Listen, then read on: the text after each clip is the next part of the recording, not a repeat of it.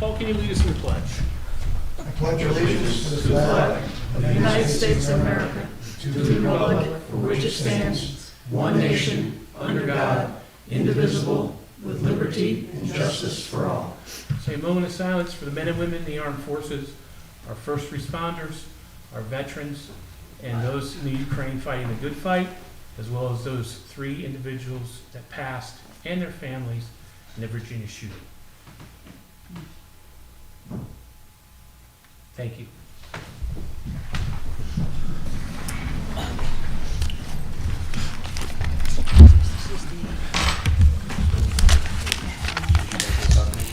Okay.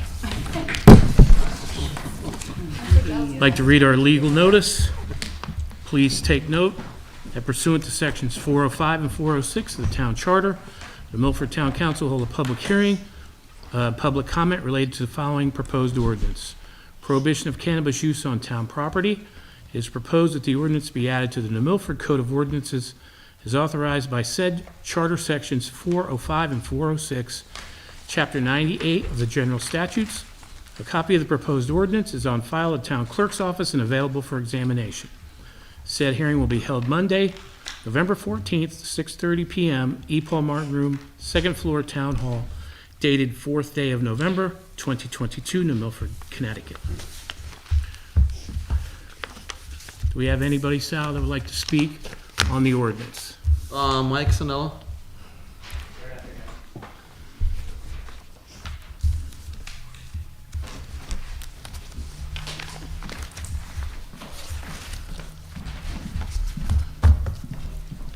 All right, Mike Sinello, 111 Willow Springs. The ordinance is nice and short and sweet, so I would just like to please read it into the record if you guys don't mind. I'll read the whole thing since it's only like 4 sentences. 2C1, definitions, cannabis, marijuana, and vaping, as used in this chapter, shall have the same meaning as stated in Public Act 21-1, the so-called, quote, Responsible and Equitable Regulation of Adult Use Cannabis Act, end quote. Section 2C-2, where cannabis use is prohibited, smoking and vaping of cannabis and any derivative thereof, in any form, or in any municipally owned or leased property is prohibited. Subsection 2C-3, any person who violates the provisions of this ordinance shall be subject to a fine of $250. That way, at least everyone at home who's watching has an idea of what the ordinance is that we're talking about. And since it's so nice and short and sweet, I can read the whole thing. Just very briefly, I hope the next time the council is in session to discuss this, they ask the attorney, what constitutes municipally owned or leased property, especially as it relates to the municipally owned roads? So does this apply to passengers in a vehicle? Does this apply to 2 neighbors who are adults and don't have kids in the house at the end of a cul-de-sac at night after everyone's gone to bed, popping up chairs at the end of their cul-de-sac and watching the stars? So not a complaint, just a question. Love to hear the answer from the attorney when that time comes. Thank you. Thank you, Mike. Thanks, Mike. Do we have anybody else? Sal? Alexander Thomas. Alex? You lost me in the crowd. Yeah. Alexandra Thomas, 187 Aspetuck Ridge Road. Good evening, thank you. I have some concerns with regard to this. My concerns are that there is recreational use of cannabis in many forms, and I'm concerned that we are dealing with more than smoking. I agreed with the secondhand smoke being an issue, no problem with that. But I am concerned about other forms of cannabis and whether they would also fall under this. The way it's worded, it's a little vague. Also, we already have a town ordinance that prohibits smoking on town property. To me, smoking is smoking, whether it's cannabis or tobacco. So I feel we already have an ordinance that's dealing especially with the concern that came up at town council about secondhand smoke. So I will not be supporting this tonight because I feel we are putting ourselves in position of lawsuits down the road. We have people who have prescriptions for the use of cannabis, and I can see some real problems coming at us in the future. Thank you. Thank you. No Anybody more, else, Sal? nobody from the audience Okay. on the subject. Thank you, Sal. So quickly, some of the research that I did was, how are other towns handling this? So let's check the tape. Let's check the city of Torrington. any product containing, made, or derivative of tobacco or nicotine, marijuana, hemp, or any of their derivatives that are intended for human consumption, whether smoked, heated, chewed, dissolved, inhaled, snorted, sniffed, or ingested by any other means, including but not limited to cigarettes, cigars, little cigars, chewing tobacco, pipe tobacco, snuff, and edibles, is not allowed. That's the city of Torrington. Let's look at Bethel. No smoking or alcohol of use of drugs on any town fields or parks. Smoke-free zone. Let's look at Newtown. Drugs, tobacco products, or glass containers are strictly prohibited inside all parks at all times. Violators may be prosecuted. Let's look at Sherman, our neighbor. Let's see where they have here. Smoking prohibited.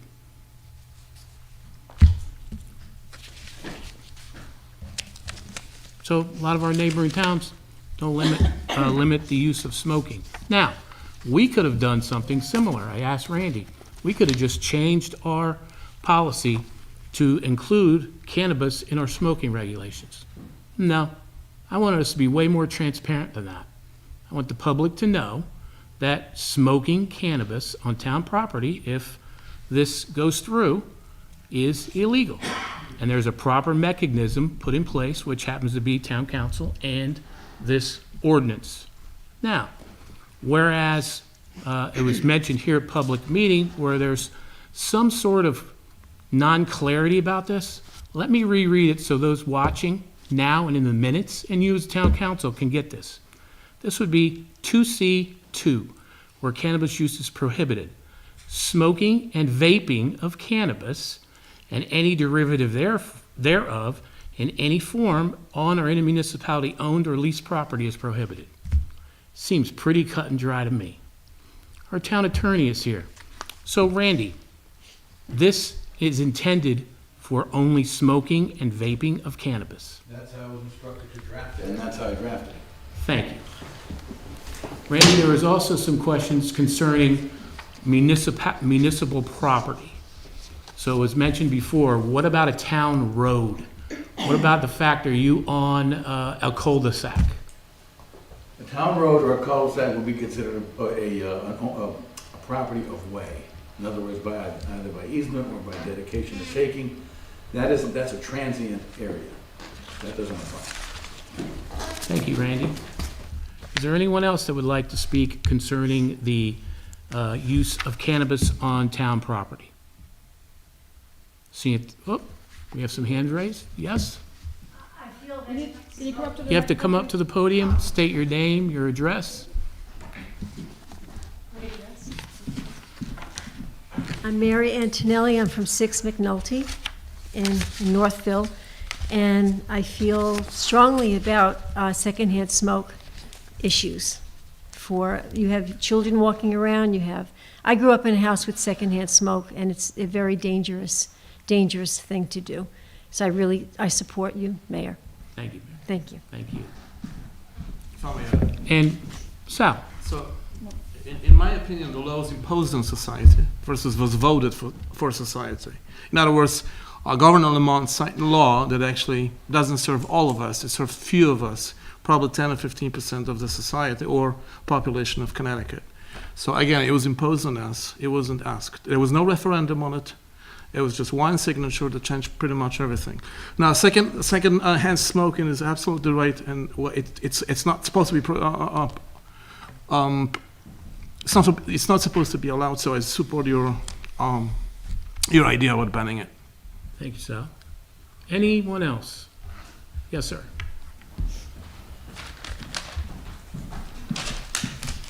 Sean Kelly, 106 Railroad Street. Yes, sir.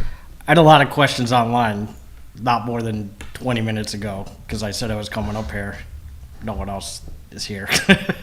But people are really wondering about the public.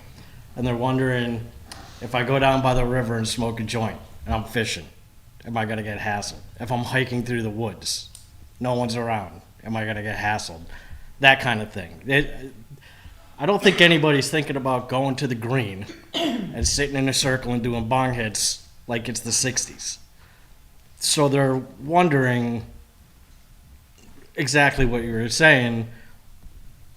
I guess they want clarification where they can and where they can't.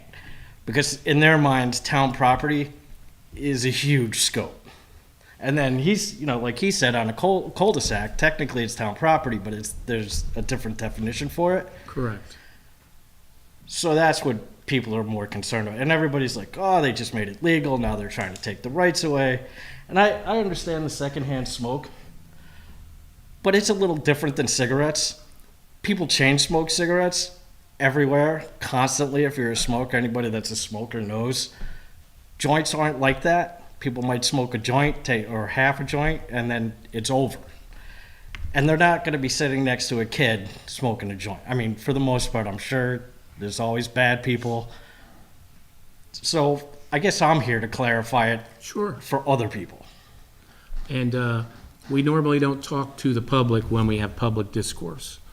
So I'll wait till you're finished and then kind of clarify the towns, and speaking with our town attorney, some of the unintended consequences. So I can't rebuttal back to you because we don't do that during public participation. Okay. But after you're completed, there are some things raised. I may be able to clarify that for the public at large and those watching. Okay, yeah, I'm good. Okay. All right, thank you. Thank you. So some of the things we did talk about the last town council meeting, first and foremost, is the secondhand smoke and the fact that public places are supposed to be for everyone, non-exclusive of anybody, right? It's all supposed to be equal. Now, with that in mind too, as Randy will tell you, we have a very litigious society nowadays. They will sue for anything. So as I was telling Randy, you could be smoking a joint, right, down by the river, and you could be walking on the sidewalk, right, that's down there, the river thing, and fall because you're pretty high, right? Because who knows, maybe you got a real good, got a real potent patch there, right? So, and you fall, you're going to sue the town. Let's say you get in the car, right, Randy? And now you're driving, and you crash, and you hit someone. And they're going to say, where did you smoke that that's marijuana cigarette, or that joint? Where did you smoke? Oh, it's over there in the town. Oh, really? Well, Randy, what happens then? Well, what you have is, that legislature talked about that, as a matter of fact, because as you know, in Connecticut, we have something known as the Dram Shop Act. The Dram Shop Act is when someone serves somebody, and it's host liability too, who don't get paid. If somebody serves somebody knowing that that individual is intoxicated and they go out and cause harm, could be liability on the server. And the So fact they- that, Randy, that we would have allowed something Yeah, like that. The facilitator. Right. Now, that case hasn't happened yet, it's gone. The most recent case, about 20 years ago, not most recent case, a case that was landmarked, is Ely against Murphy. And in that case, a Ridgefield family allowed their kids to give out beer for a graduation party. Well, a tragedy happened. And the Murphy family was held liable for facilitating the ingestion of alcohol on their premises and letting people partake and go. So the reality is that, you know how it happens. It happens incrementally. So that is obviously a potential. Whether it's going to happen or not, I can't foresee, but I do a lot, as you know. I mean, a lot of litigation and things that I saw 40 years ago, or didn't see 40 years ago, but I do see nowadays. So yes, that is an issue. So unfortunately, when we're looking at the whole scope of this, we got to look at the fact that, the town, there could be some litigation that could come before it. So we kind of have to hedge our bets, so to speak. Hence why, besides the second-hand smoke, that we could get sued for that now too.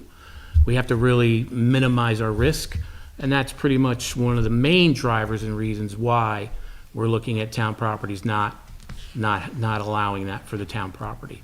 Now, as far as your own home and everything else, I know there was a couple conjectures. That's your own home. You know what I mean? But as far as town buildings, town property, I mean, for the reasons that we just stated, we really have to just be aware of litigation and really trying to minimize and mitigate those risks for our taxpayers. I have a comment. Katie? We're focusing on the town property. I think we have to remember this is the largest town in the state, and we have an awful lot of property that's not the town's. And I think that if you are, if you want to go fishing, you could find someplace to fish that isn't town property. It isn't this town's property anyway. It might be the state's property, if you go up to Houstonic or whatever, farther up. But I think that we're focusing on, because we live here and we have opinions, which is great. We should all have an opinion on this. It's important. But I think, in real life, you know what you've done in your life, and I know what I've done in mine, and there's lots of places to do things that you might not do on the middle of the green. So that's sort of how I look at it. If we step back a bit, I don't think it's going to impede anybody from enjoying whatever it is they want to enjoy any more than they've been impeded up to this point. Thank you.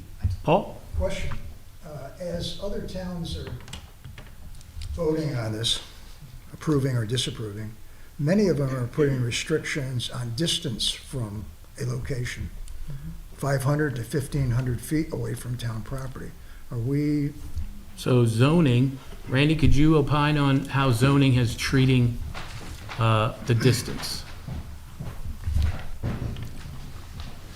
The zoning commission's working on this right now. What they've done is they've tried to incorporate the recreational aspect into the medical marijuana regulations.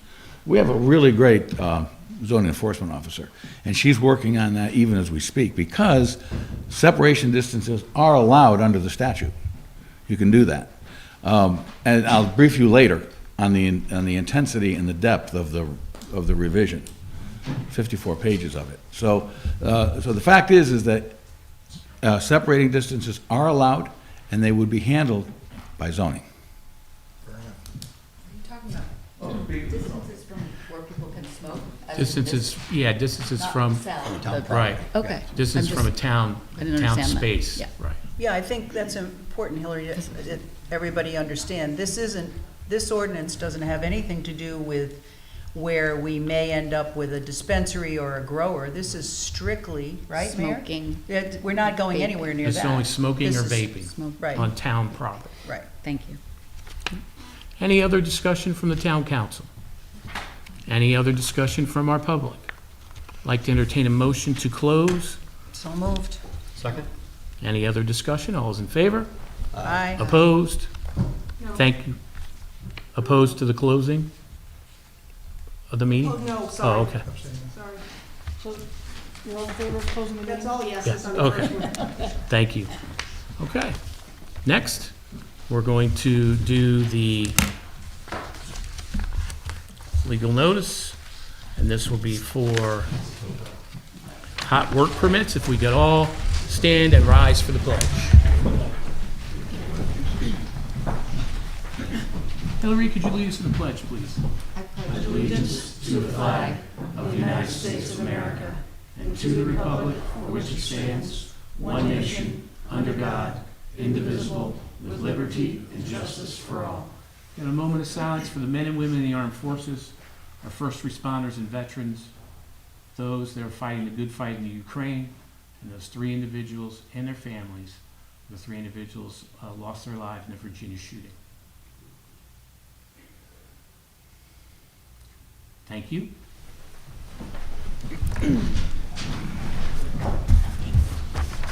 This next one is a legal notice. Please take notice that pursuant to sections 405, 406 of the town charter, the Milford Town Council will hold a public hearing to hear public comment relating to the following proposed ordinance. Hot work permits.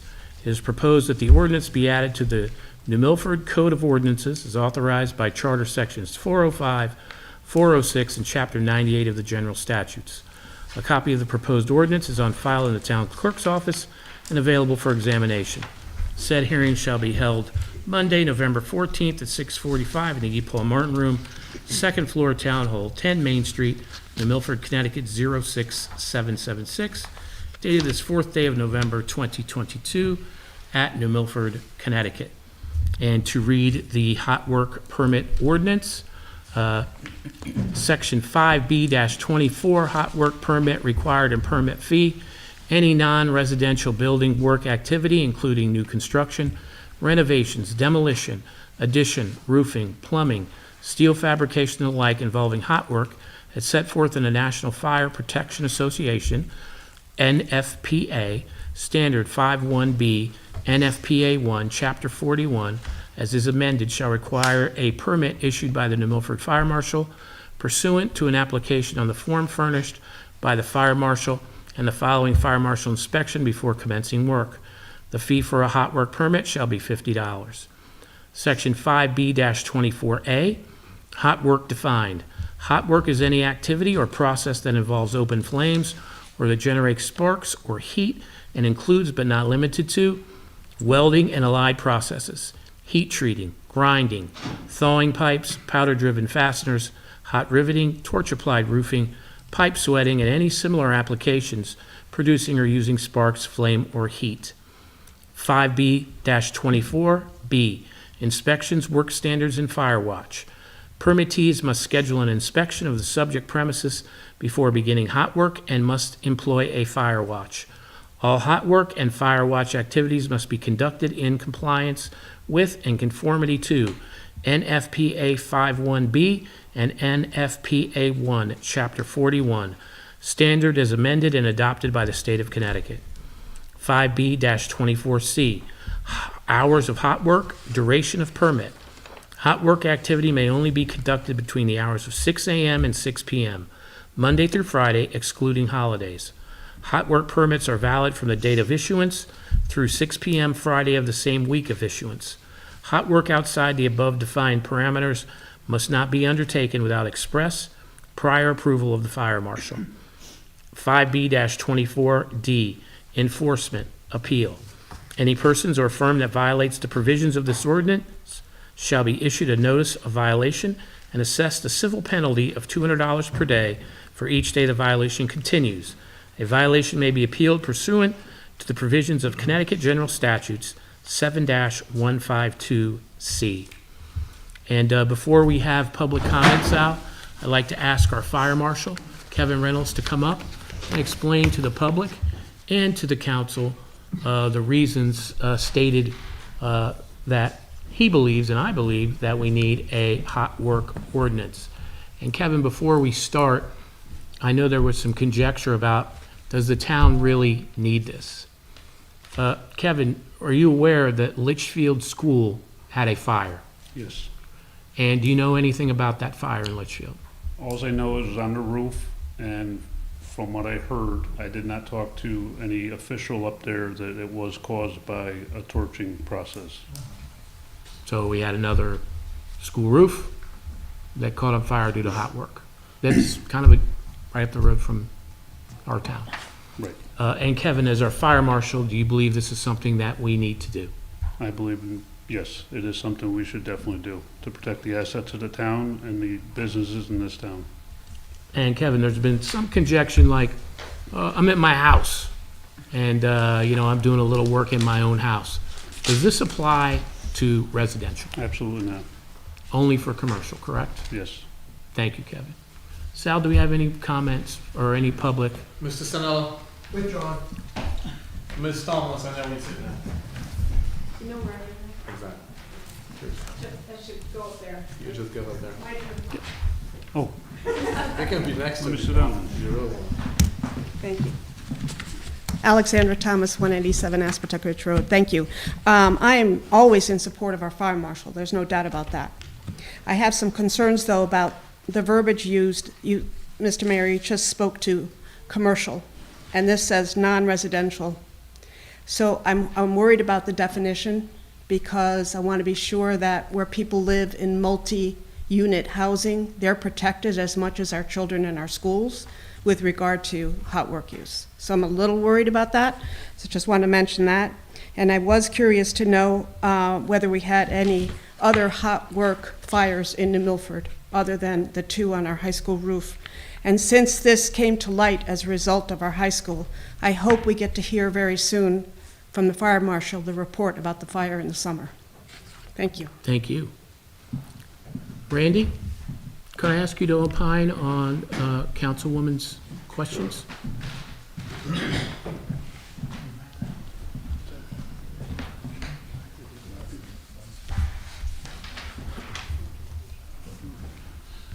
Certainly. The reason, first of all, I drafted that statute, essentially, I didn't lift it, I drafted it, because the ones that I looked at were, in my opinion, my experience, inadequate. The reason I did commercial is to avoid the plumber sweating a pipe on a water heater. That's why it was done. And I didn't find any other ordinances that had been drafted related to residential property. The fire marshal instructed me to make sure that I limited this to commercial property, and that's what I did. It was drafted again, essentially from scratch. So the reality is that the blending of OSHA regulations and the blending of NFPA regulations is something that had to be done in order to craft this ordinance, and that's where it came from. Those are not, by the way, those are not necessarily compatible pieces of legislation. But it does what the fire marshal asked me to do, and I believe it's clearly lawful, and I think it's enforceable. Thank you, Randy. And to the fire marshal, Fire Marshal Reynolds, what do you deem commercial when it comes to multifamily properties? Multifamily properties are, as far as our jurisdiction goes, 3 family or more. So when, but we're not going, if they're gonna go, if homeowner's gonna go in and sweat a pipe in Willow Springs, we're not gonna get involved with that. That's gonna fall onto the plumber himself. This is gonna be for Big Y, all the town buildings, any commercial building that's out there. Excellent. Thank you. Any questions for Kevin? Chris? This is just a clarification. So first of all, Fire Marshal Reynolds, thank you for the work you and Randy did on this. And I think you clarified this in the original council meeting, but just for the purposes of the public tonight, this only applies to construction, renovation, repair projects in commercial buildings. It does not apply to businesses in town that use welding routinely, like body shops and that sort of thing. No, because they have safeguards in place already in the daily aspects of their business. Okay, yep, thank you. Kate? Attorney DeBella, you had commented on our last meeting when we discussed this a little bit that when you were researching to see what other towns had an ordinance like this, and I believe your comment was many of those that did not, but many of your colleagues said, but it sounds like a great idea. Yeah, that was an That was what interesting, you said? interesting discussions. Because it's a protective device or arm of whatever policy we have, correct? It's a good preventative measure. And again, these are municipal lawyers talking, and the municipal lawyers are constantly in contact with CIRMA.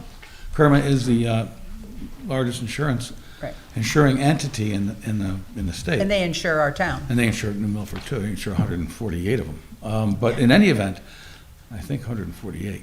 But in any event, the very few of these exist. Some of them do, but many of them are also inartfully drafted. So the reality is that this is essentially, this is a preventative measure that enforces a fire watch and requires a contractor to meet our fire marshal. And a fire watch is, if Kevin can just make sure I'm saying this right, a fire watch means they have a person who's actually watching the project to be sure that what happened to us doesn't happen, right? And part of the fire watch, the proper extinguishing equipment there, and they have to read and understand the NFPA 51. Does the size of the job determine if there's more than one fire watcher? Absolutely. If there's in the books, the NFPA 1, Right. NFPA 51, it says so many square feet and how many people are needed, so. So the NFP, as you said, Randy, sometimes those two things that were kind of combined, there are all of the pluses from each side to be sure that we've covered as many possible things as we can to be preventative. Yeah, I've incorporated NFPA 51.8, I think, into the ordinance. So the reality is that sets the standard. So there's a definable and articulable standard, and there's something that the fire marshal can see, and there's a pre-work inspection. That's a big feature. Spells it right out. Yeah, Great, thank you. pretty explicit. Thank you. One comment. Hillary? And I think it's great we're leading the way and that this is a preventative and, preventative looking forward, a remedy in a way of the fire on the roof. It feels like the right thing because that was such a horrific event. But what I'm worried about is that we haven't, leading the way can also mean we don't have the ability to see other towns losing developers coming into the town because this is prohibitive. Do you see what I mean? We've talked about this a little bit, but I'd like to know if any small towns have done it, that they've all said, we're the first to do such a thing. No, nobody discussed that. As a matter of fact, that's a policy issue. It's not a legal one. Okay. So lawyers really don't talk about that Right. stuff, because that's really the legislative determination. Nobody even mentioned it. I've talked to Okay. 4 or 5 of these, well, more than that actually, Yeah. concerning this. I was hoping we'd hear from some developers tonight coming in, if there were any concerns, like, oh, this would be, this looks really daunting, but, so I don't know. It's just something I worry that we'll see in a year. And I'm sorry, Kate. I was just gonna say, well, do you think the fact that they're not, we've seen people over the months here that come out to speak pro or against, Yeah. that there aren't any here, and I believe that the contractor who was involved in the fire at the high school would be I know how he feels about what happened. It was an error, and he's been great through the whole thing. He lost his job. I think we could probably ask him, but I guess I don't understand how you see it as prohibitive. I'm not saying it isn't, but we don't have anybody here talking about that. Hey, you want to mute there, Tom, Doug, whoever? Oh, it's a back. You'd only need to hear me once. You don't need to hear me twice. So I'm not negating what you're saying. I just would say the same, that there aren't any contractors here to say, gee, I wish this was part of what we do every day, or I wish it wasn't going to be. So I think, I don't know what to think. I say it's not that big a deal for them. And what is, if in a year we see we've lost some jobs or something, it can be revisited or? Absolutely. You Yeah. can always change the ordinance. Correct, Randy? Absolutely. So well, that's a good point. So if this goes into effect and we hear from contractors, I'd really like to come work in your town, but Yep. then we take it up again. Isn't that right? Correct. Okay. Although You heard it I here. would suggest that if we have contractors that say, I don't want to work in your town because I don't want to do a fire watch, I would Well, I would question say, that. okay, you go find That would another be town up to to work in. Kevin, our Correct. fire marshal, right? Correct. Yeah, and I understand your point. If someone doesn't want to be safe when they come into this town, we probably don't want them here. That's how I look at that, but that's my opinion. I understand where you're coming with that, but it don't make sense if you're gonna come here and not want to follow the rules, especially with that. We could realizing that there may be objections or pro comments that we haven't even thought of, which would come out in that case. And then we'd have to judge it as it lays, right? I have a question. Sal? So, Mayor and Kevin, so last time we talked, we said that it's not gonna be a showstopper in terms of money. It's not gonna be fee for like $5,000 to get that thing going, no. right? What we're talking about, 200. I don't wanna put the numbers, but much less than that. $50. Precisely, so that shouldn't be a showstopper to start a job. If that's the problem, then you get a problem, bigger problem than just that. And that $50 is just something that most of our fees are. Yep. And it wouldn't even cover mine or the deputy's time to go out and do the inspection and do the paperwork and do the follow-up with it. To me, Understood. it's, So the $50 fee shouldn't be a showstopper for any developer, I hope not. precisely. If it is, that's a big problem. Right.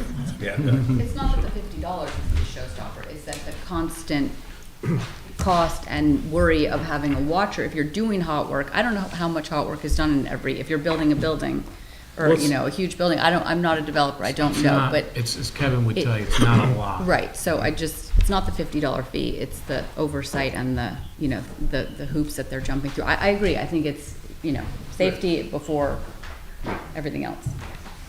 Any other questions from the council? I'd like to entertain a motion to close. So moved. Second. All those in favor? Aye. Opposed? Thank you. And we are going to now move on to a regular council meeting. And welcome back, Mary Jane. Thank you. Thank you. What's that? I know I Yep. did it, but now I did since he insists. Just waiting yes, for I did everybody it. to get set I up. can buy me beer one day. Okay, if we all can rise for the pledge, please. Tom, can you lead us in the pledge, sir? To the flag of the United States of America and to the republic for which it stands, one nation, under God, indivisible, with liberty and justice for all. Yeah, a moment of silence for the men and women in the armed forces, our first responders, our veterans, those fighting the good fight in the Ukraine, and those unfortunate 3 people that passed, and their families, and the unfortunate shooting in Virginia. Thank you. Mr. Mayor, is Doug the only one on? Doug, are you on the phone? Yep. Okay.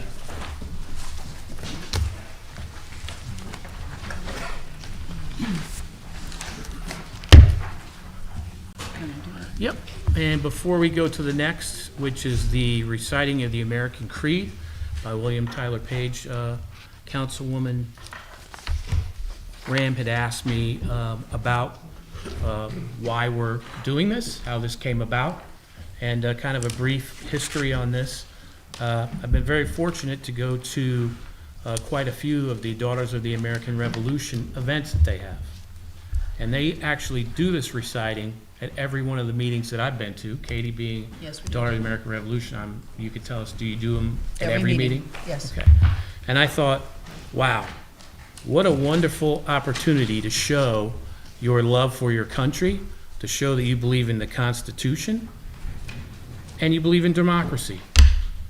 And what's great about being in a republic is you have the ability to do it or not do it. So we're going to continue to do it. I'll lead this one, and if you choose not to want to participate in the American Creed, that's your God-given right. You can sit down, turn your head, however you want to do it.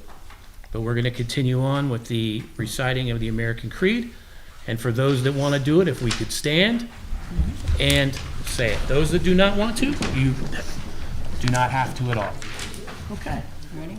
Councilman Cosgrove, could you read us and lead us in the reciting, please, sir?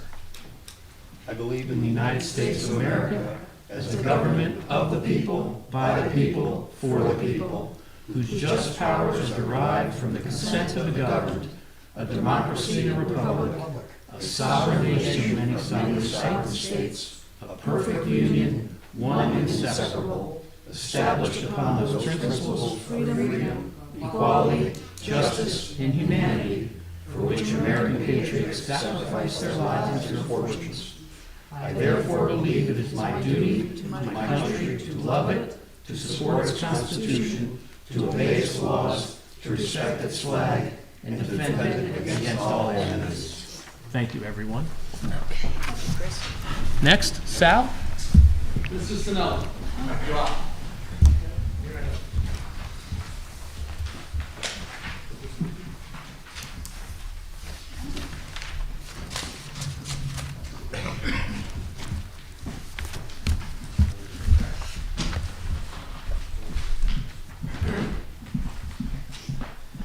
Mike Sinello, 111 Willow Springs. So I should have actually spoken during the hot work permit public hearing.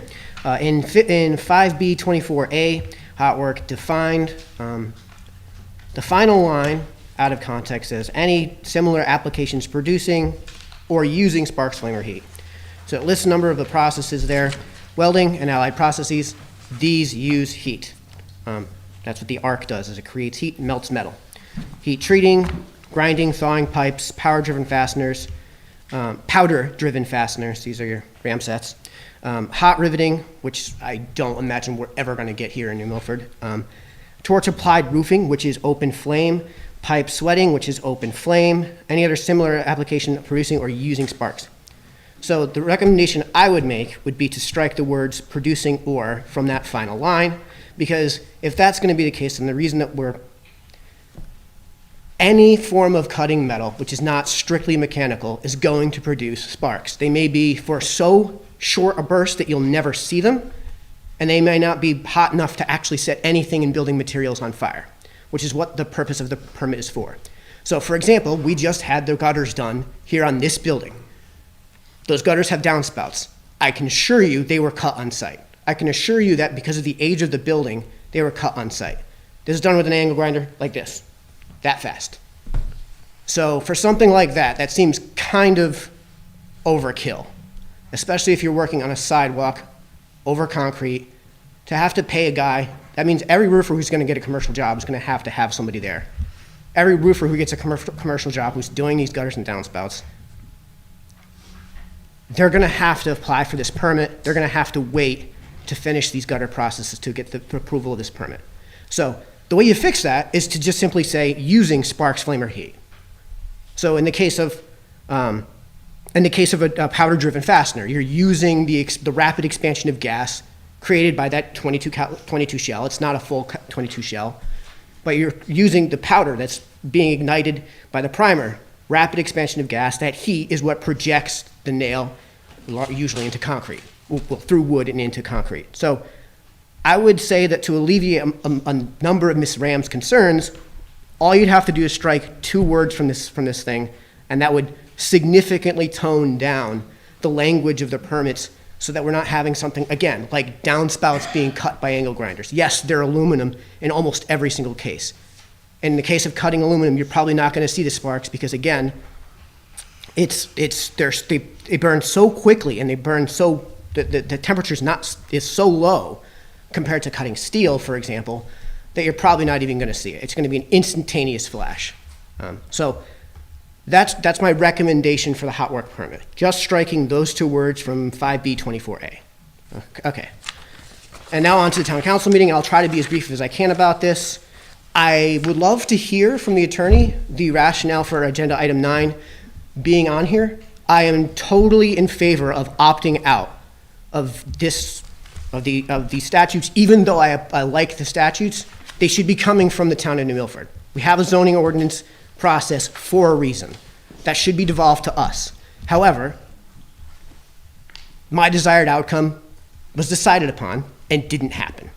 So this was an L for me, if you will, but we already decided upon this. And though the opt-out did not achieve, though there was a majority, the opt-out did not achieve the necessary, I believe it was 2/3 to opt out. So I'm not saying it shouldn't be on the agenda. I'm saying I'd like to know the reason. And the attorney is here to give us a good reason, especially if we're doing a CYA job, covering your behind in the event that, something gets brought up. Why was this decided upon twice? Why was this on the agenda twice? So that's all I would like for tonight. Thank you. Thanks. Thank you. Mr. Joe Baker? Hello, I'm Joe Baker, live at 14 Maplewood Drive. I'm here to talk about opting out of the zoning provisions. I think it's agenda item 9. We've been here before, as Mike brings up. In the last time we discussed this, one of the major items brought up was the fact that the law as written states that accessory dwelling units would be as of right. And there was some bit of, I'm going to say, miscommunications, because everybody walked out thinking that as of right meant people could do whatever they wanted, that there was no restriction. And I think Hillary brought it up, but on page 2 of the actual state law, as of right means to be able to be approved in accordance with the terms of the zoning regulations without requiring a special public hearing, a variance, special permit, special exception, blah, blah, blah, other than a determination that the site plan is in conformance with applicable zoning laws. It is specifically in the law. I don't know how we came to the conclusion last time that as of right meant people could do whatever they wanted. That's just not the case. The other thing is, as we talked about before, you know, it's a little ironic that we sit here and we're going to talk about, I believe you'll hear that people want local control. Zoning is, of its own existence, taking away of local control. It takes away the control of the owner of the property to do what they want with that property. So we like having local control being taken away from people, except when it gets applied to us. So, you know, I find that to be ironic. The only other item, you know, I personally have been fighting for expansion of accessory dwelling units for about 2 years in zoning. We got very close. The commission unanimously approved expanding accessory dwelling units. We were going to have the final public hearing. Numbers of people showed up for that public hearing.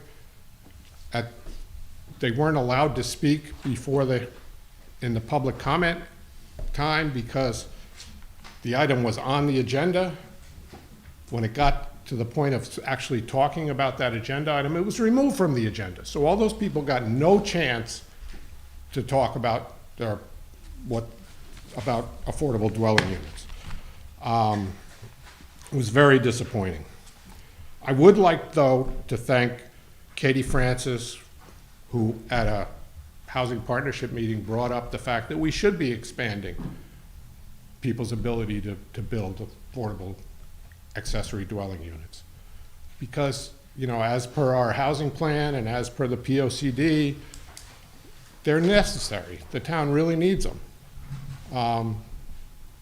You know, I fully anticipate the town council is going to opt out of the law, but I would honestly, I would beg you guys to at least send a recommendation to the zoning commission to pass what we've been trying to pass for close to 2 years, which is to expand the ability of people to build accessory dwelling units by removing the need for special hearings, which is what this law does. We're gonna opt out of doing that, but if we could at least recommend to zoning to finally get it done, that would be appreciated. Thank you very much. Thank you, Mr. Bader. Mr. Alessandro Piovizan? You're up. All right. Good evening, everyone. And I'm new to this, so I don't know exactly Your name and address. Okay, I'm Alessandro Piovizan from 81 Crossmoon Road. And if you allow me, I would like to first read a few lines from a proclamation received from Congresswoman Johanna Hayes, congratulating the silo for the 50th anniversary 2 days ago. Just a few lines because it's pretty long. But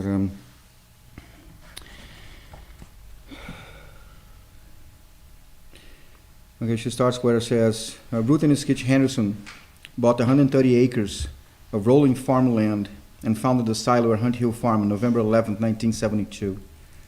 Together they cultivated an environment where the community gathered for educational and cultural activities. The silo at Hunt Hill Farm featured a country store and art gallery, Connecticut's first recreational cooking school. The Silo Cooking School, which hosted prominent chefs like Jack Pepin, Martha Stewart, Rachel Ray, and Giuliano Bugiati. Iconic artists like Andrew Warhol, Joe Walker, Peter Polkas, and Wendy Miner have been featured in the Silo Gallery. The Silo at Hunt Hill Farm was added to the National Registry of Historic Places in 2004 in partnership with the Town of New Milford, the Trust for Public Land, Weotanag Heritage Land Trust, Connecticut Farmland Trust, the State of Connecticut, and private individuals. Skitch Henderson passed away on November 1st, 2005, followed by Ruth Henderson, February 25th, 2014. Their ashes have been buried at the Hunt Hill Farm at the silo, where they can be remembered and cherished by all.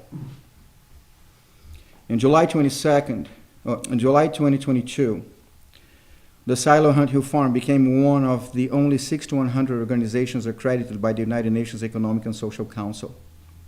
I, Johanna Hayes, Congresswoman of Connecticut's 1st District, hereby proclaim the silo at Hunt Hill Farm to be a shining example of the fruits born from a labor of love.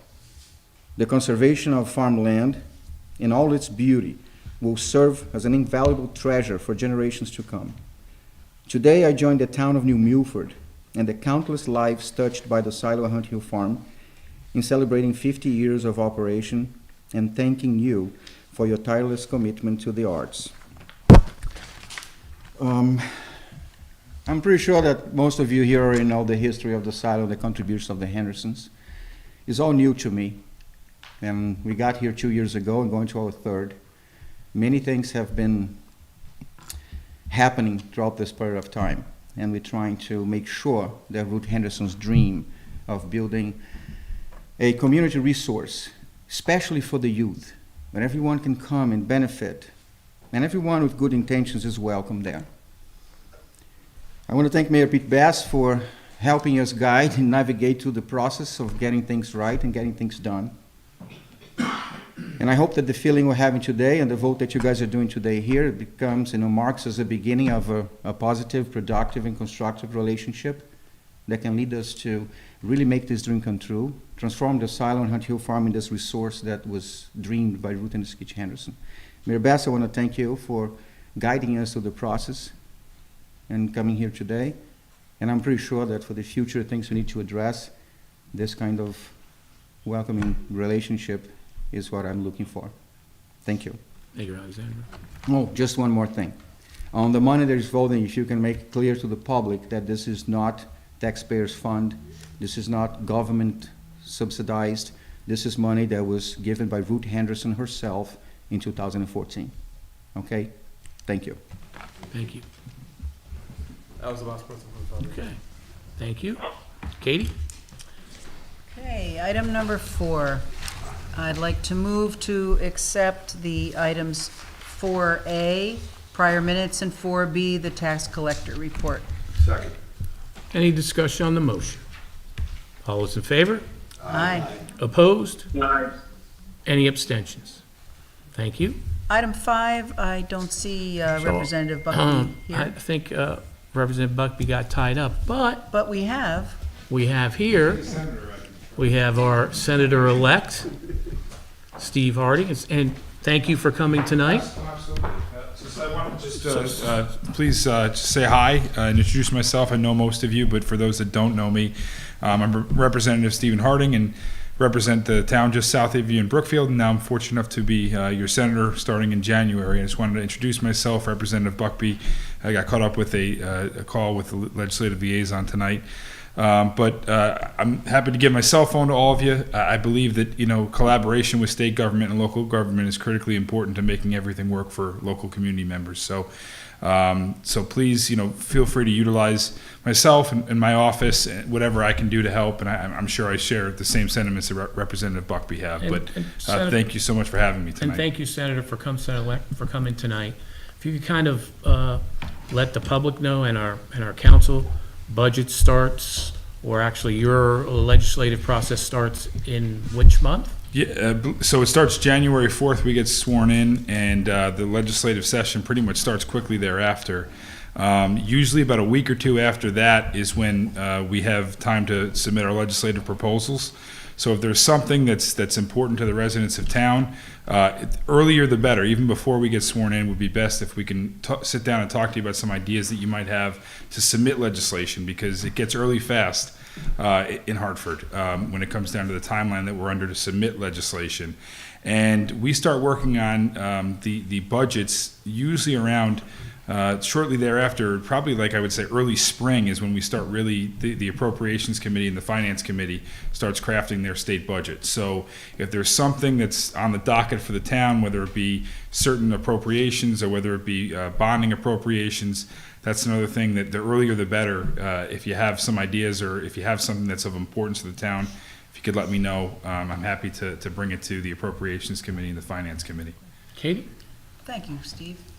Would you just mind saying your email address? You don't have to give out your Yeah, cell phone. no. So my personal email address, and just you could email me there, is Stephen with the PH, Harding, Harding, and then law, LAW, at yahoo.com. So just that's my personal email, goes directly to me. Feel free to, and I can give you my cell. It's Well, not to me so much, but to the world. Why don't you say it? So it's 203-482-2186. okay, you heard it here. And just give me a call anytime. I'm available. Here's a quick idea to take to Hartford. Tell them to start buying pothole machines. Well, yeah, we've seen Right. it. We've seen it Dollar here. State Yeah. Roads, I Yes. saw a dozen trucks hand filling pothole machines again on the afternoon back. They were empty. Well, it goes to show you how local. I mean, locally, it's worked really well here. Incredible. Very well. So if we can start utilizing that on some of our state roads, I know there's some spots in 7 and 202 that we could utilize that. Yeah.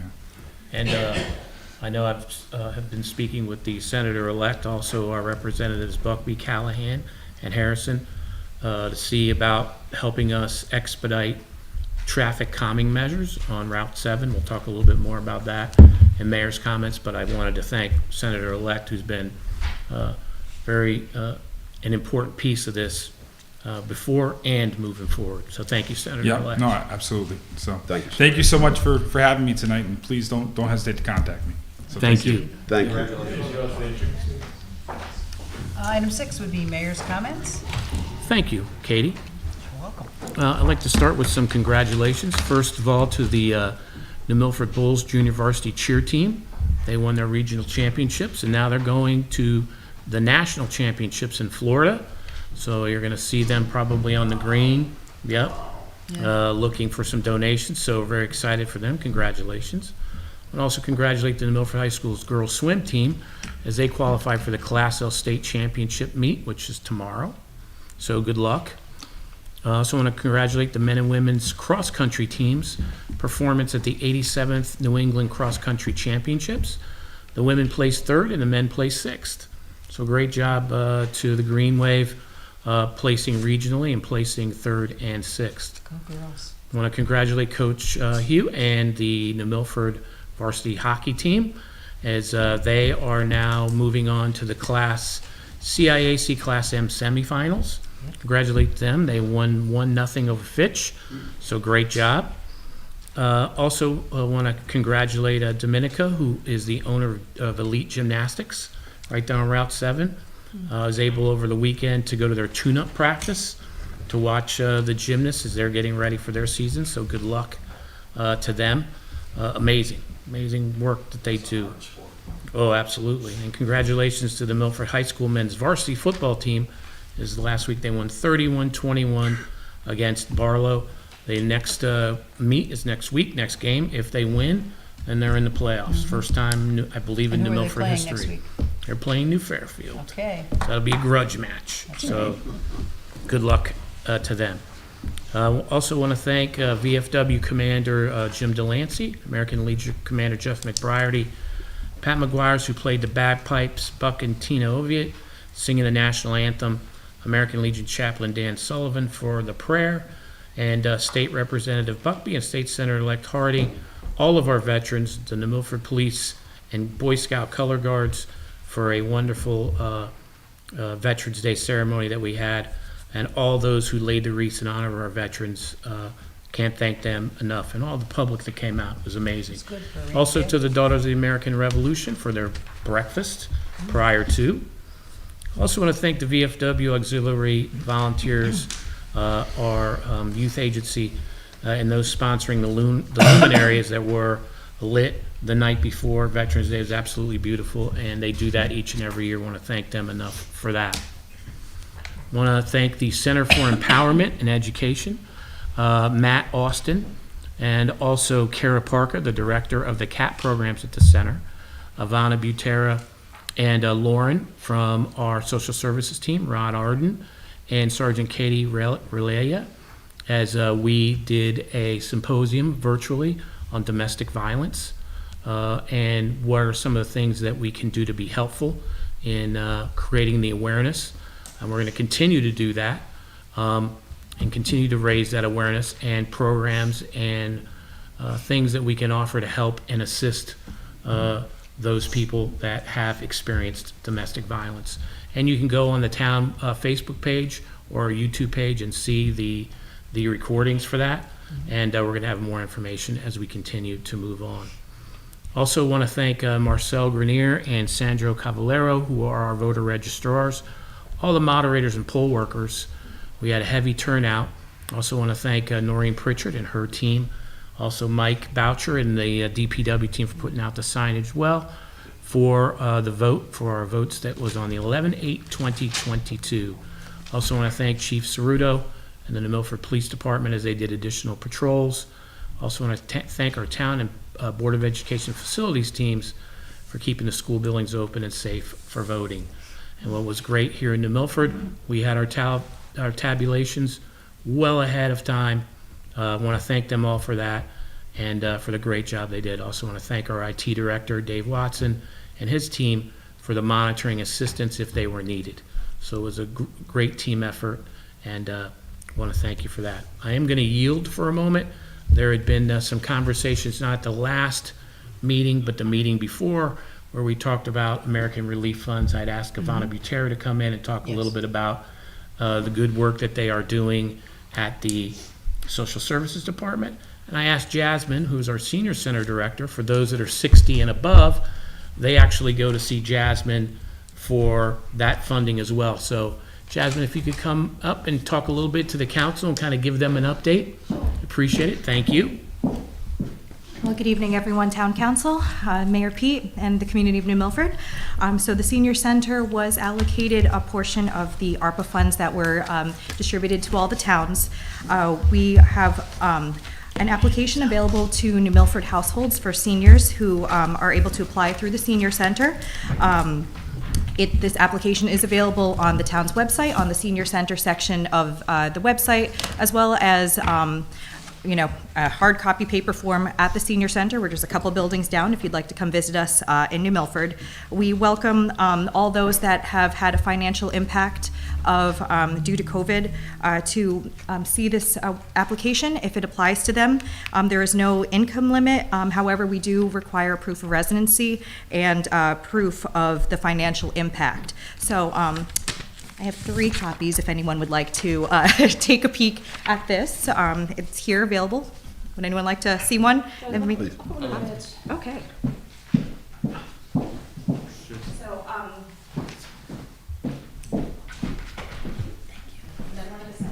look at that. This application very strongly mirrors that of social services. We actually worked very closely with them and with Tammy Reardon, our grant writer, to put together this application to make sure that it is fair and that it's clearly explained, as this is a one-time financial relief piece, and we do promote self-sustainability after this application is received. So the process of how this works, our applicants, if they are willing to return it back to us, work with our municipal agents to review it, and then myself and Mayor Pete sit down and go over these applications. And what we find very helpful with these as well, if these folks are in some sort of financial strain, having the exposure to the Senior Center does allow for them to see if there's any other eligibilities or any other programs that they might be able to work with them for.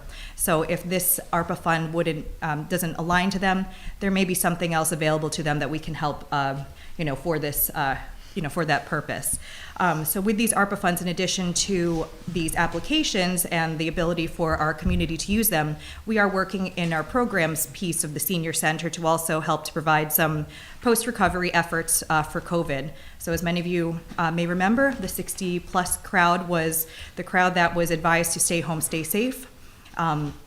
Because of that, we've seen a lot of our senior community, deconditioned, and some of our programs that we are looking to promote here is to help to combat that. So to re-strengthen, to recondition, to get our folks out there, whether it be social, recreational, educational, and of course, health and wellness. So one of the things that we have currently available right now, we are offering a Tai Chi for Seniors class. That's a really great class that helps promote strength, that promotes balance. We are offering offering that free of charge for our folks. We're looking into other courses and other types of education pieces towards just general mental wellness, if you will. So things that might not come to mind right away. We have some sound healing workshops that we have coming up down the course. We have some exercise classes that help promote strength and flexibility. We do have a drum circle meditation type practices that we are looking to have. You'll see a lot of stuff coming in the new year. So please keep in touch with us. We are active on social media. We have a newsletter that's available on our website, or if you'd like to be on our mailing list and get the hard copy mail, you're more than welcome to do so. I hear a lot of people enjoy the word search puzzle, but. We're very fortunate that this is available to us and to our senior community. If there's any questions, we're here and happy to serve. So, thank you. Jasmine, I just want to clarify for the whole world here that's watching us, so many, that you don't need to be registered or involved in the senior center in order to take a look at these applications. Not at all. So like I said, this application is available on the town's website. So newmilford.org, find the senior center section. I believe it is the third link down right under our newsletter. So the advertisement for this has been our newsletter running since June. But if services available through the senior center are able to help you, this might just be a good step in the door. So we're happy to be there for that as well. Yes. Have you had any applications or and follow up any rejections of applications? So we have had about 20 applications. The majority of them have been approved because they have been able to prove that there is a financial impact due to COVID. For the ones that have been not necessarily declined is a bit of a strong word, but what we have been able to do is reroute them and find other sources and venues that might be more applicable to their scenario. So we've been able to help some folks with their car payments. We've had folks that have come to us because they unfortunately got sick and are no longer able to work. So we do try to look deeply into what it is that they are presenting to us. And like I said, if there is something that is presented to us that we find another venue or even more uses for help for them, we're happy to direct them to have that available to them. Any other questions for Jasmine? How much of the funds have you already issued out? So we've issued just about 12% of what's been allotted to us so far. So we've just had we were allotted a little over 75,000. So we just started to have these applications available actually just this summer. So this is still pretty new. And so I thank you for the opportunity, Mayor, to be able to present this on a town council level, to please help spread the word. As it is available, it has been known to those that have been connected with the senior center, but as all of you are connected out there in the community, please know that we're a resource and know that this is available. Any other questions for Jasmine? Thank you, Jasmine. Thank you very much. Have a good evening, everyone. Please tell everybody thank you for all their work. Thank you. Continuing on,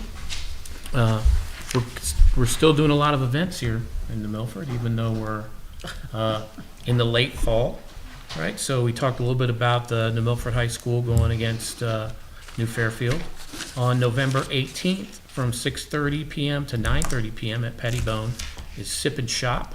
That's sponsored by the New Milford Townwide PTO, and that's to benefit their scholarship programs that they give out each and every year. Thank you for the PTO for not only doing that, but also advocating and helping sponsor numerous events in all of our schools.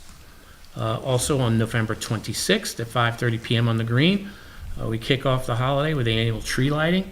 The New Milford Chamber kicks that off. We also have the United Methodist Men that have already put the trees out, and they will be lit up on the 26th at 5:30 p.m. And I heard we're going to have a special visitor there to greet the kids from the North Pole. So that'll be great, absolutely. So that'll be great. On December 2nd from 6 p.m. to 9 p.m. Downtown New Milford is Sip and Stroll. I talked to Meredith with the Bank Street Group. They put out 500 tickets and sold out like in a matter of, I believe it was like a couple minutes or something crazy. Yeah. So congratulations, and they're going to be monitoring that and seeing if they can expand it again for more next year as well. On December 3rd from 10 a.m. to 3 p.m. at Pettibone is the Women's Club's Holiday Bazaar.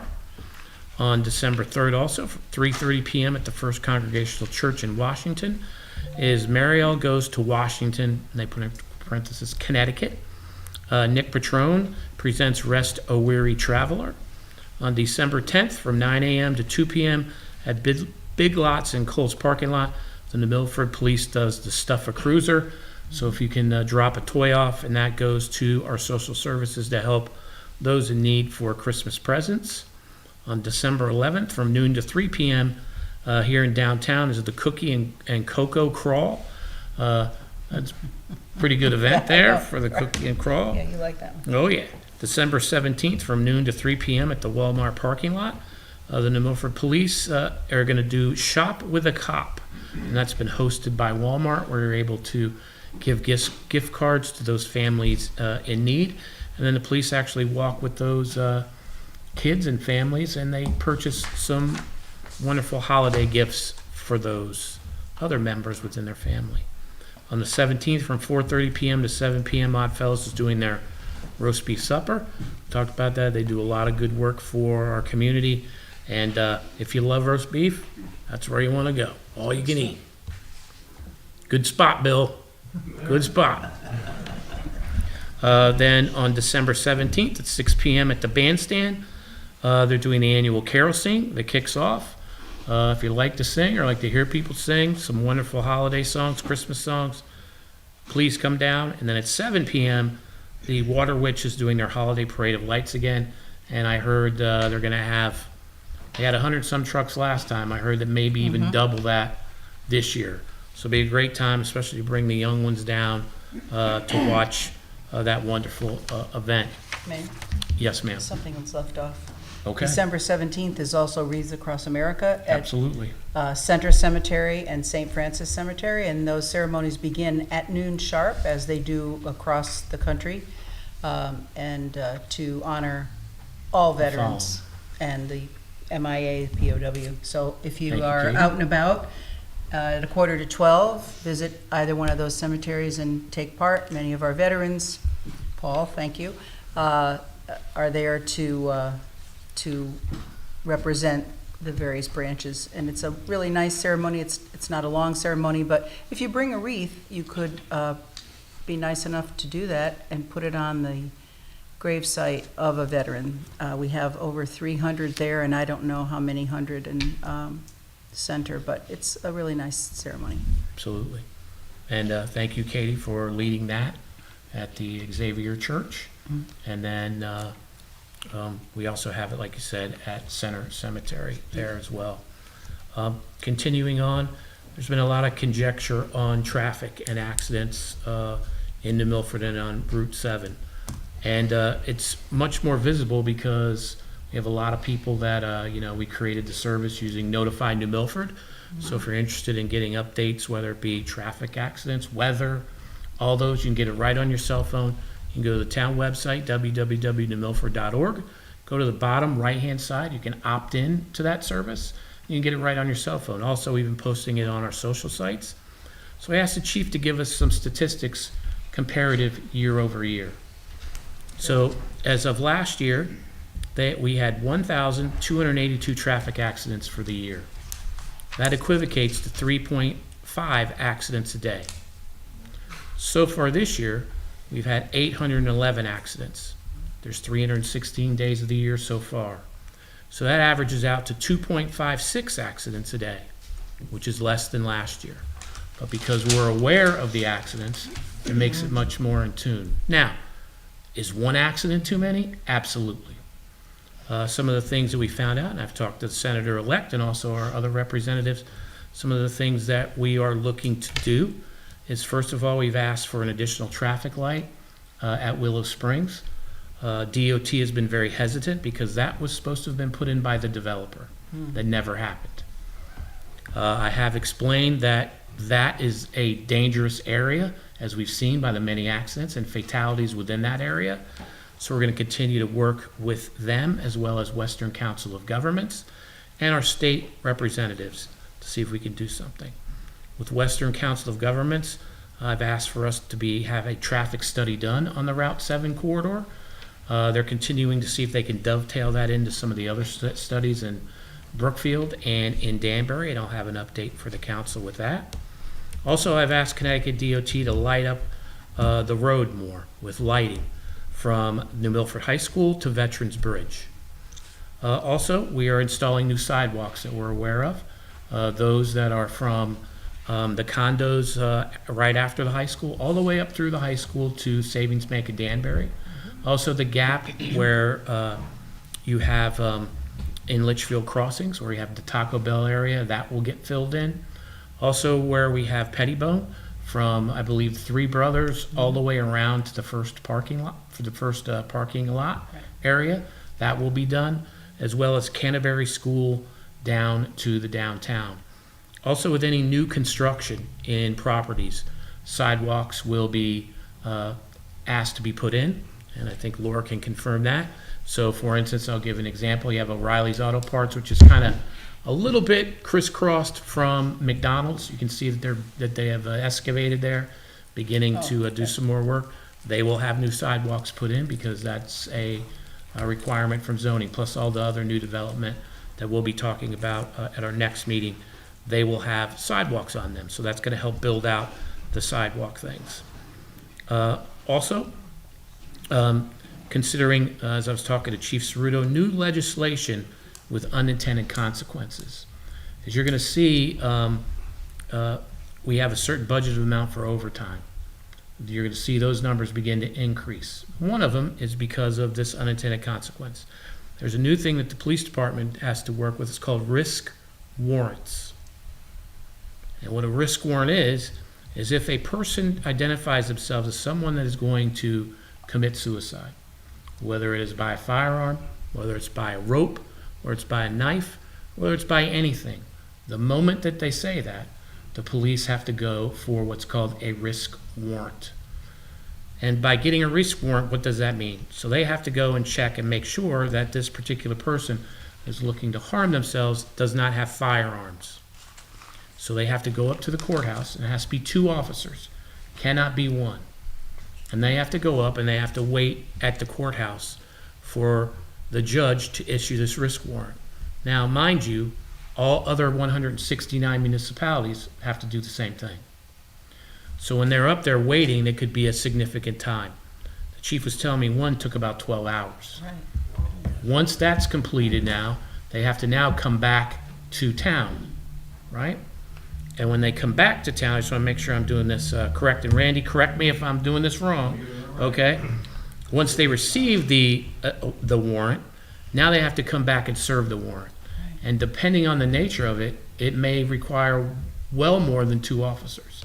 It could require 4, 6, 8 officers, of which would require overtime, because we need to keep our minimum thresholds of enforcement on our roads, whether it's speeding or whether it's domestic violence or whatever. We need to keep a minimum threshold. So you're going to have those do the search of the domicile. And that also could take hours because they need to be extremely thorough and make sure that they're complicit with all of the regulations required in a warrant and a seizure. If they do find firearms in the domicile, they now have to go back to the New Milford Police Department and they must catalog all of the firearms. And that could take several hours as well.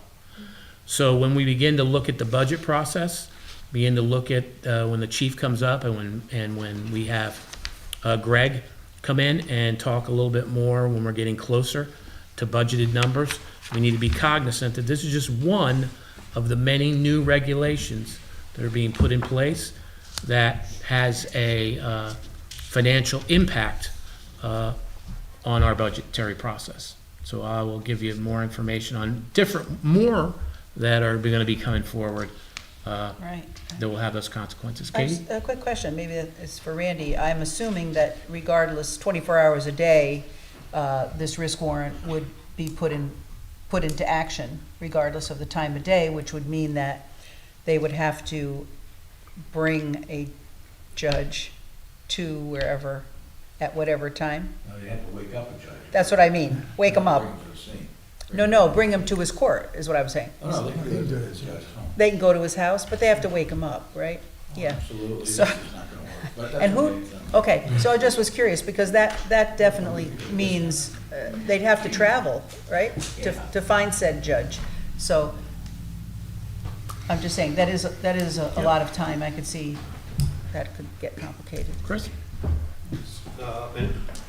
So the police are notified by the person themselves or someone close to them. It could be someone close to them, it could be they've gotten the resource now. So let's say, they've expressed that through a hotline or whatever, now they're getting the services, say they're in the hospital, and they, talk about that they are looking to do that, harm themselves. So the That is police the officer trigger. doesn't have the option to go to the person first and Randy? assess the They could do situation that, for but themselves? Violate that act. It would violate fees. Yep. They're gonna do that anyway, frankly. Any sworn officer's not gonna let somebody harm themselves. Yeah. They know it. Right. This is, not gonna talk about it. Jeez. Yeah. Well, It's all thank goodness for our state. 169 towns are Jesus. covered, so. Hillary? I mean, I wish I knew we were gonna talk about this tonight, but I'm sure there's some very good research about how much, guns and suicide, and, I mean, if we save lives, course. this is, this Right. is why the legislation probably passed, is that there's good research for this being an effective Yep. remedy, That's right. to. But yet again, we But have a it's a state that's telling cost and- local people how to do things. I would Without- just hope, Hillary, that as they're refining this, that they will actually have more input from law enforcement that actually does do this. They're the ones that are doing the warrant. And the only reason why I brought it up today is as we're gonna beginning to move into the budgetary items, and there's gonna be a lot of pressures facing the town, that we need to be cognizant that there are some things that are gonna be out of our control, that are mandated from Hartford, and that's why I brought it up today. Just because I spoke to the chief today, and I'm like, this is something that the council needs to kind of be aware of. This is one of what's gonna be many really unfunded mandates that are gonna be pressuring onto the town. So how could you go about figuring out? Excuse me, you're really not supposed to talk out of. Oh, I'm sorry. That's- Preventing of the misuse of the system, that was what I was thinking. Somebody. I'm sorry, sir, the public input is, that's okay. I'm sorry, I appreciate it, but we can't banter back and forth. Yes. Next meeting. Just to Oh. respond back to Come what next Hillary said. meeting, before 7 o'clock. In veterans alone, 22 veterans a day are committing suicide. So we have probably close to 400, 500 veterans here in the town alone. Yep. I don't know how many of those have ever committed suicide, and I don't think anybody that I know of has kept that record. It's something I may want to start looking at. But 22 a day is pretty bad. Well, it's a necessary move, it's just a matter of finding maybe a more Yeah, that's how they efficient go out. way to, Yeah, we don't hang right, ourselves. to Trying to execute fund that this. whole It thing. would be nice if the state tried to fund some of that overtime in some Or- methods. Maybe they will. Or to me, it's just, we can talk about it at the next meeting and warn it properly. To me, it's putting money into resources to help those Yeah, people exactly. Mm-hmm. Mental that need health. it. Yeah, Absolutely. Before they get to that point. Absolutely. Absolutely. Would you discuss, would that be something that WestCog, which is your council of governments, would this type of thing be discussed there? Since every town has to, Yes, good, yeah. good. Let's see what else I got here. Talking about the road projects real quick. That's pretty much almost completed for this year. And we've done east end of Hine Road, we've done Hine Road itself, Elena Drive, Twin Ridge, Twin Brooks, Violet Hill, Creamery, River Road, Dodd Road, Cedar Vale, Squash Hollow, Lover's Leap, Taylor, Bonneview, Chapin, Round Table. We're continuing to work on Tamarack Road. That's been milled, and we put the first binder course on today. We're also doing some drainage work, which will be done, I believe, on Lillis. That'll be starting, I believe, next week. Bridges, we did Gaylord, Mud Pond, Tamarack, and we did the temporary bridge at Chernirsky. And then I also want to talk a little bit about the New Milford High School roof project. As you know, the inside has been just about completed. Right. We have, I believe, one room right above the where the actual Just HVAC that stuff one. is. That's the only one Yep, left. the hallway's been opened on the third floor, so that's good news. As far as the roof itself, The contractor, Greenwood, has been on site. They're working to finish up the project. It was about 40% left for completion. They believe by mid-January, weather permitting, they'll have that portion done. The only ones that will be left is the flat roofs, and they're gonna do that. Obviously, we're gonna need better weather than we would have in the wintertime, so that will be completed in that respect. I walked all of the schools with Jack Healy and also with Matt, who is the facilities director, to go over what the capital requirements will be for all of the school buildings. I'll be bringing that to the council probably sometime either in the December meeting or January meeting about much needed capital that's going to be needed to get our schools up to speed with that as well. Also, I wanted to get a census from the council is during our budgetary process. We looked at, when the Board of Ed was here, we looked at seeing if there's a way that we could continue working with synergies with them, as we've done with printing, combining printing, looking at economies of scale. Would the council be interested in continuing those conversations with looking at creating those synergies? And I can bring that out when I have weekly meetings with the Board of Education to let them know if that would be something that you guys would be interested in. It's been a benefit on both sides. Okay. So far, yeah. Absolutely. Okay. And then lastly, I had handed out these to our council members.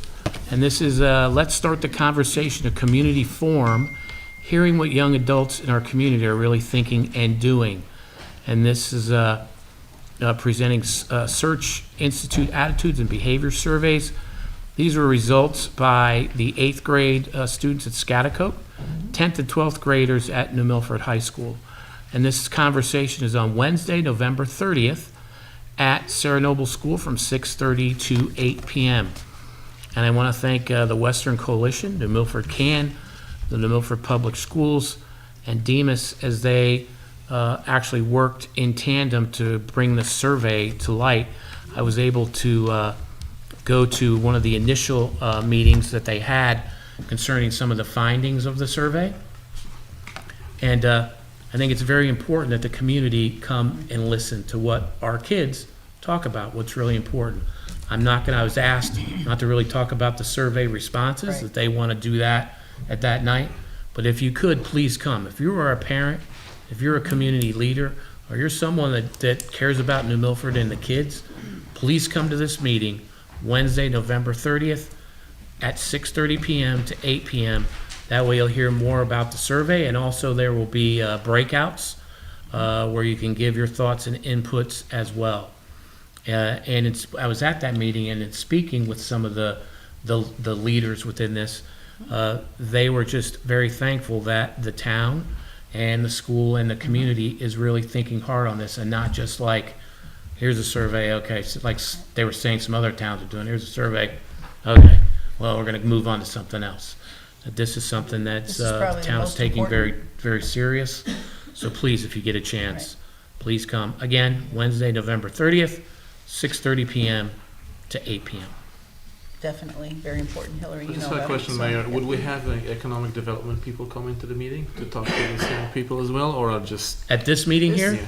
No, this meeting, Sal, is just what the kids have answered in the survey. Understood. And it gives us an analysis of where we need to go as a community to help these kids. This survey, Sal, so you know, it's done every other year, every 3 years.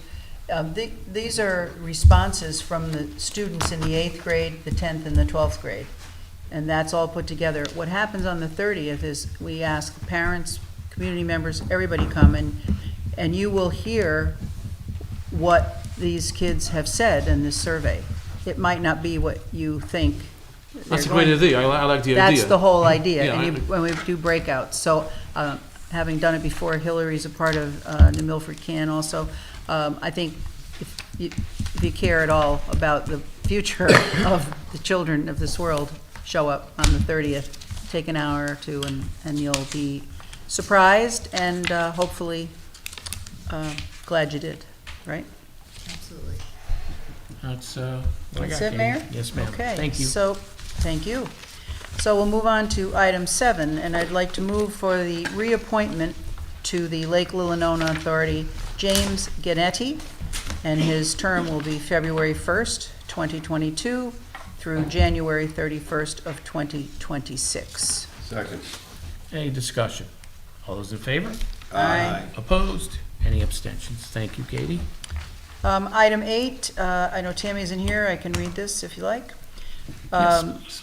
This is about the acceptance of for year-end '23, a distracted driving high visibility enforcement grant, which New Milford has been awarded. The grant is $24,569.73. This comes from the Connecticut Department of Transportation Highway Safety Office. And therefore, I'd like to read a resolution that we accept the $24,569.73 distracted driving high visibility enforcement, a grant from the Connecticut Department of Transportation Highway Safety Office to conduct high visibility traffic enforcement during the applicable grant period, which is October 15th of 2022 through April 30th of 2023. These funds will be received into account determined by the Director of Finance. Second. Okay, and then also I'd ask our grant writer, Tammy Reardon, to give us some more information for the council. And so she said, Mayor, here are some highlights for the grants requested for the acceptance this evening by the town council. Both the DRE and DDHVE grants are annual opportunities that reimburse the town for the grant program hours worked by officers of the New Milford Police Department, including fringe benefits. Fringe benefits reimbursed include FICA, Medicare, and a percentage of our workman's comp costs. All of the DDHVE grant hours are overtime. The DRE grant is for both regular and overtime hours worked under the grant. The grant periods begin in October immediately following receipt of the grant award notices and will end in 2023. Quarterly reporting and reimbursement reports are required for both. There are no match requirements from the town of New Milford for either grant. Please let me know if any more information is needed. Tammy Reardon, grant writer and compliance specialist. Okay. So I've read 8A, and we had a second to the And resolution. any discussion on 8A? All those in favor? Aye. Opposed? Any abstentions? Item 8B, which would be the acceptance for year-end 2023 of the DRE, which is the Instructor Support Grant. The town of Milford has been awarded a year-end 2023 DRE Instructor Support Grant in the amount of $49,820.57. This comes from the Connecticut Department of Transportation Highway Safety Office, and this supports statewide coordination of drug recognition expert, DRE, training to law enforcement. The resolution is that we accept the $49,820.57 from the Drug Recognition Experts Instructor Support Grant from the Connecticut Department of Transportation Highway Safety Office to increase the number of DRE practitioners, that's drug recognition experts, and to ensure that in-service law enforcement practitioners making alcohol and/or drug arrests are adequately trained in the detection and apprehension of impaired drivers during the applicable grant period of October 14th, 2022 through September 30th, 2023. Funds will be received into an account that will be determined by the Director of Finance. Do I have a second? Second. Any discussion on the motion? All those in favor? Aye. Opposed? Any abstentions? Thank you. Great. Now we're on item 9A, which is the local control over accessory dwellings and residential parking requirements. I'd like to move that the town exercise its statutory authority to opt out of the mandatory accessory dwelling provision of Public Act 2129, Section 6A through D. Second. No second, and we have discussion. And I'd like to invite up is our zoning commission chairman, Bill Taylor, and our zoning enforcement officer, town planner, Laura Regan.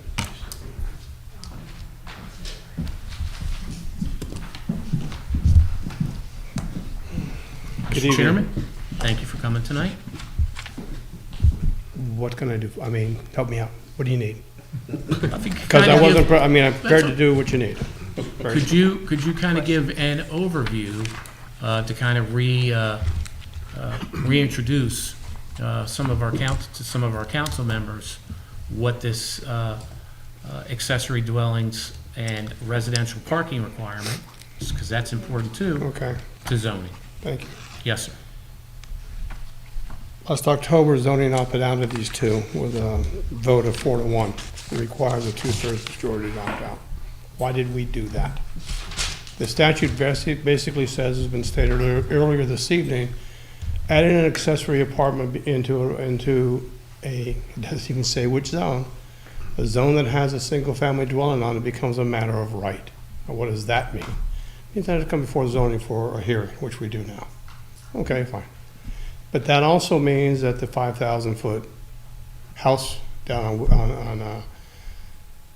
in the town where we have some congestion, they can have it too. It doesn't have to be built separate. We put it in their house. Okay, great. Now they have another parking spot. We currently require 2. Now that parking, which on what we'll see in some of the other places, spills into the street already, and buses can't get by. It clogs up the streets to a point where emergency vehicles can't get by. Adding to that congestion. You say, well, that's a hypothetical. No, it's happening now. We've turned down applications for multifamilies on those areas because of the density of population, because there's no place to park. We're not a mass transit town. Yeah, we have a few buses. We're not a mass transit town. We're single family, we're automobile driven, particularly as you move outward. So what happens? Why were we so adamant about it? One is local control. Fine. We're going to say, yeah, we'd prefer to be local. I do. But secondly, it was a safety aspect because of what was going to happen, and we knew the proliferation of the vehicles. We knew the proliferation of these accessory buildings, or adding even an accessory apartment inside of an existing dwelling. Zoning currently sees maybe 25 to 30% people of these accessory dwellings come before us now to follow the law, the regulations. That leaves somewhere in the vicinity of 70+% that do not. We find those when the property changes hands because it's on the deed. And they go, oh, wait a minute. I was supposed to get a permit for that and I did not.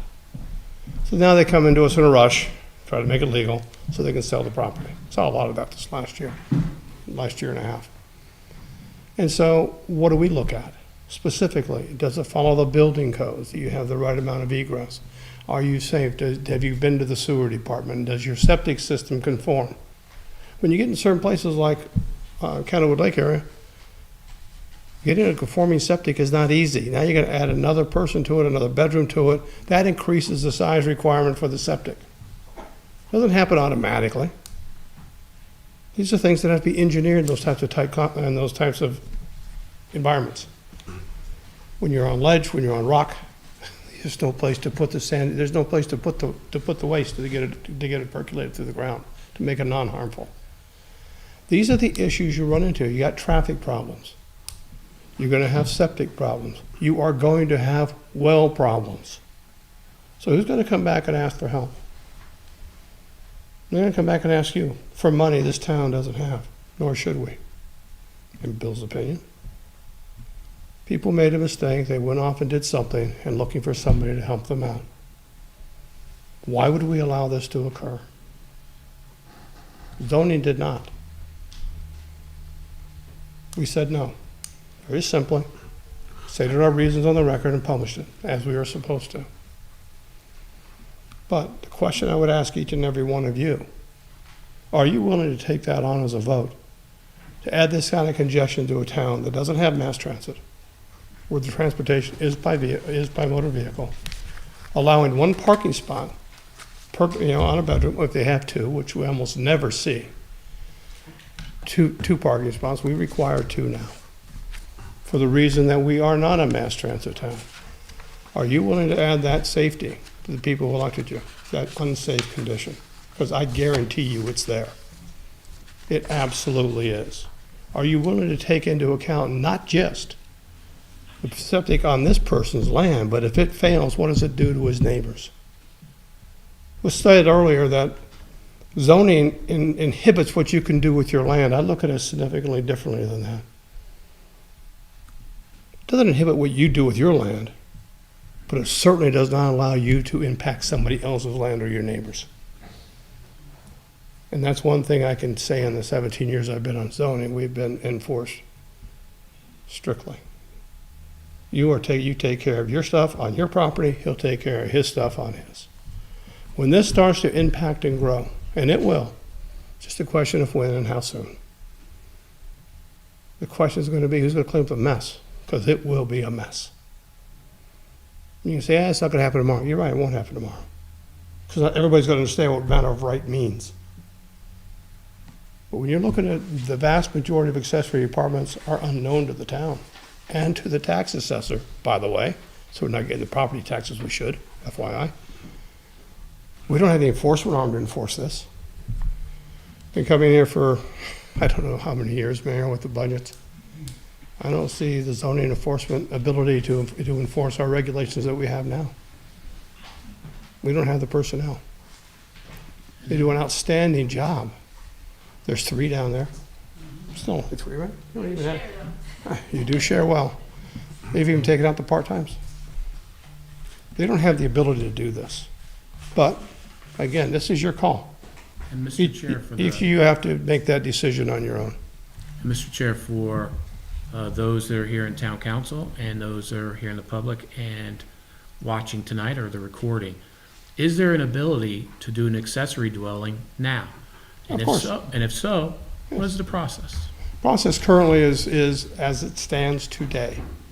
You make an application to the zoning office, you go through the online permitting system.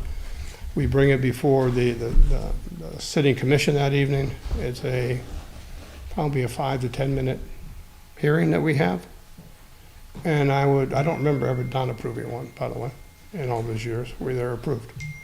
I will tell you, however, that we had outlined right before we opted out, we had completely revamped our accessory apartments to take out some things that were missed years ago, I'll phrase it politely, when a Supreme Court's decision here rules against some of our regulations, we hadn't cleaned them up, so we haven't cleaned them up for quite a while. Part of what we're opting out of, and I'm trying to remember, so I hope Laura corrects me if I misspeak, which I'm sure she will, there's no longer require for a hearing. We're not bringing them in. Do it administratively. We don't have to do that. It's very honestly, the commission does not need to hear them. You have the rules, you want the setbacks, you want the septic capability, you want the well capability, you want the safety features there. Where are you putting your parking? Oh, only place you have is on your septic fields. Can't do that. Got to put it somewhere else. What are you going to do? We help them with the site plan. Help them make it conform. How many square feet are you doing? In the law, by the way, there is a limitation on the size of an accessory apartment. I don't think you guys knew that or not. It's 30% of the size of the building or 1,000 square feet, whichever is less. That's the limit. I think ours is at 1,000 already, or 1,100. And we don't have a minimum anymore. We used to, we do not. Ours was designed to help senior citizens have a place to go and live with their kids or augment their income. We will take out the age restrictions as we go forward. But these have been rewritten, and a lot of what the state has asked for, we've adopted. Or will adopt, we haven't adopted it yet. And the question was, why did we pull it back? We pulled it back from that vote that night, very simply, because we began to understand what this law meant. And it wasn't worth the commission's time to vote on this and then vote on it to take it out again, until we learned whether the town was going to opt out or whether the zoning was going to opt out. Zoning did. We've been on hold since. It'll come back. They're all written, they're all ready to go. But I wasn't going to allow it to go forward on the agenda and have us do our work twice. The zoning office is way too busy to do that to them. Can't do that. That's just not right on any level. So, Mr. Mayor, I hope that answers your question briefly. I mean, there are 2 portions of this. I hope you guys realize this. I know Ms. Francis made this very clear. There's one on the opting out of the state regulations for accessory buildings, but also on the minimum parking, which they want to drop to 1. We keep it 2.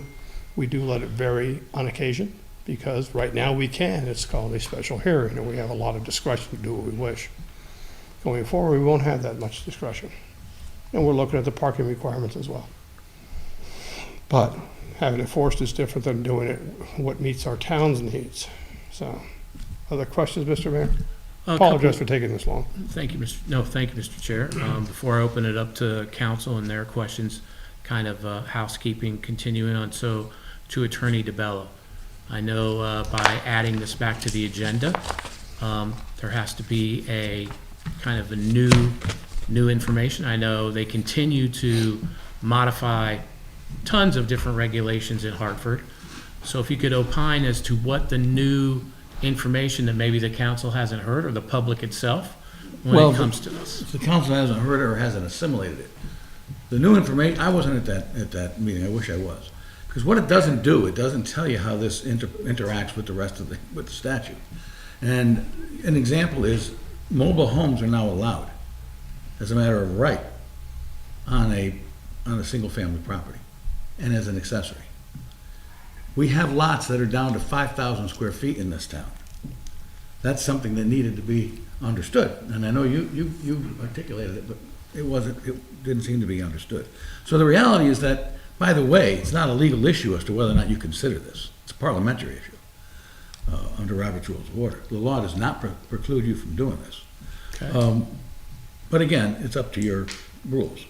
So, but the reality is that if the commission, if the council feels that it did not have a sufficient world of information in order to make its determination, it can certainly consider it again. You're not stuck with bad legislation. I mean, Congress does it all the time. But the reality is that there's a couple of things that are real. We have a legislator here, but I believe one of the reasons that the zoning commission is precluded from allowing more than one car on an ADU is to promote mass transit. That's what that's for.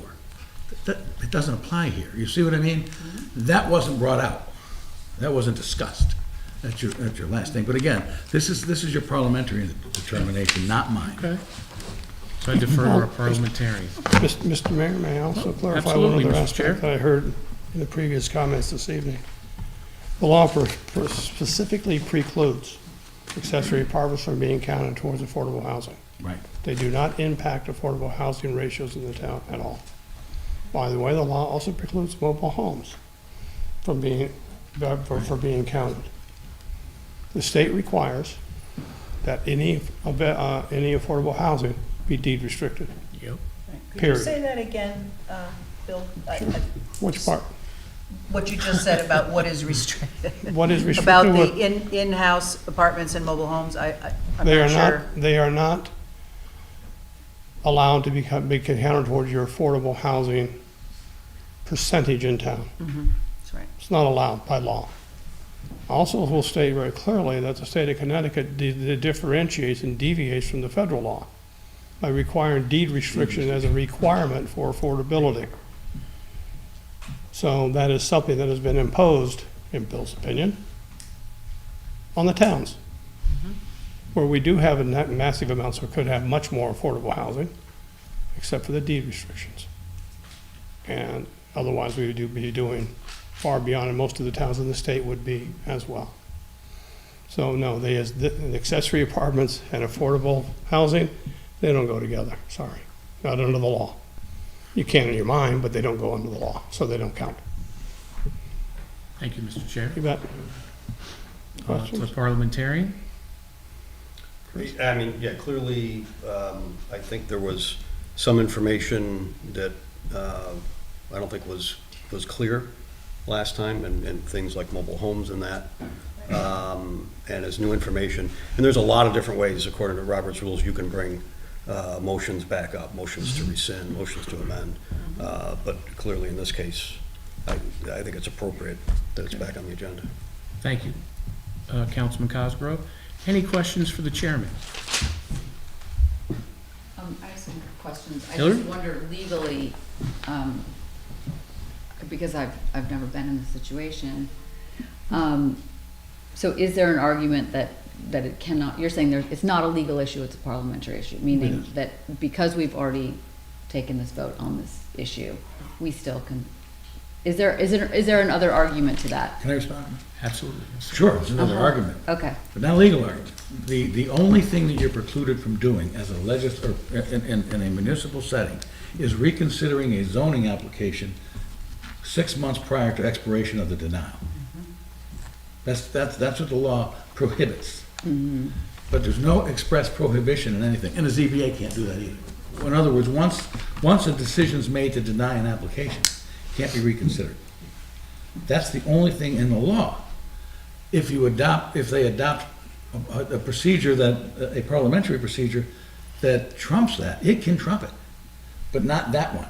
In other words, if we had a rule here saying that we can't consider our legislation, first of all, it would be a dereliction, frankly. But secondly, it would have to be actually an absolute reversal, like within a week or within a month. Things happen over time. Give you an example. We have a gun problem in this state. There's nobody in the world that can say that you can't continue to consider gun legislation. Nobody. That will never fly. The reality is that even though it's been considered and enacted, it's often revisited. And as we have one of our state legislators here, he'll tell you they do this all the time in Hartford, by the way. It's reality. What can't be done is you can't reconsider the same exact motion if there's no additional or different information, or even colorably different information that's come before you under Robert's rules, which the parliamentarian is correct in stating that. Legally, there's no preclusion here. Any other questions? I do have some questions. I was just seeing that there are four things that are supposed to be done, which I'm sure you've done, which is if you are going to the zoning committee, if they're going to, opt out, first has to hold a public hearing in accordance with the provisions. So you did that, right? October 26th of 2021. Affirmatively decides to opt out, which you did in the vote. States upon its record the reason for the decision. So what is that? What was the stated reason? There were two reasons that I remember, and I haven't read it for a while.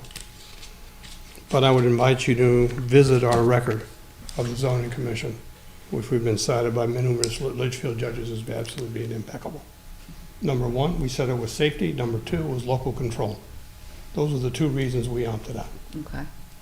And we maintain it's a 2/3 majority requirement. We had four votes to opt out of each, one vote to stay in.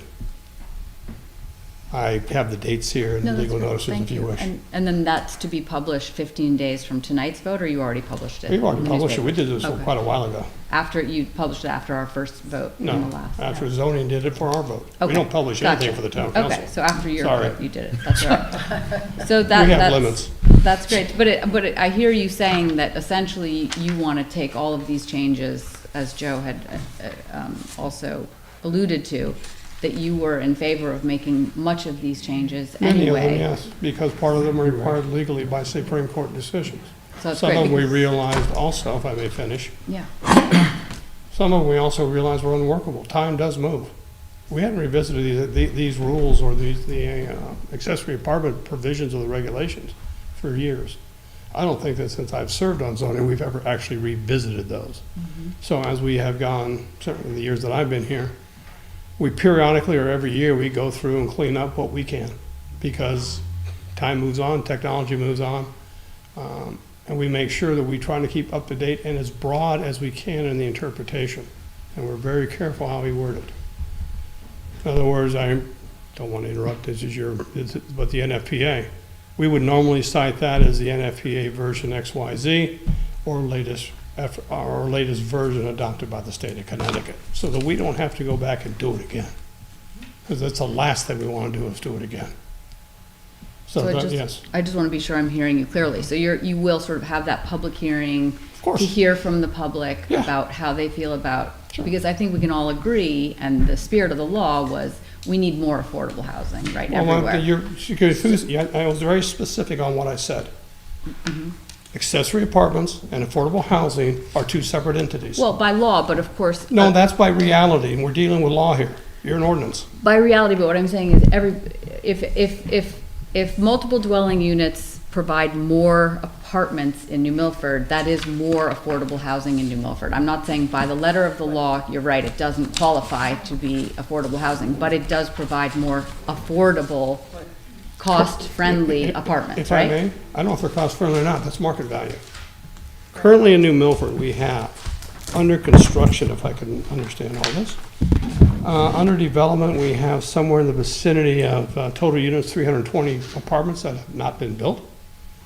And we have development pipeline, we have another 414 that have not been built. So the economic conditions that you're referring to on the open market, clearly if they existed, the developers would develop the apartments to get their money back and make money because they own the land. I think that we're talking about apples and oranges. Well, between no, you development and municipal. said cost-effective housing. What I'm saying is if ADUs are a very, because this is what I've heard across the state, ADUs are a very small town friendly way to create more low-cost housing because you don't have to actually build a whole new building where you need a gazillion approvals. It's actually just create the same footprint that exists. Now 2 families can live there instead of 1. So it is creating more housing in the town of New Milford that people can afford. That's an opinion, not a Okay, fact. so that's, all I'm saying is we are in agreement that it would be nice to have some more lower cost, I'm gonna stop calling it affordable, lower cost housing in New Milford. So we're all in agreement. It's great to hear that you're saying you're in agreement with much of this. You'll still hold a public hearing. Of course. And so I think So, that's Mr. Ram, just a quick great question, to say. so I can Yeah. better understand your thought process? Yeah. So you're okay with someone creating a duplex on their property without going through due process that a duplex would today?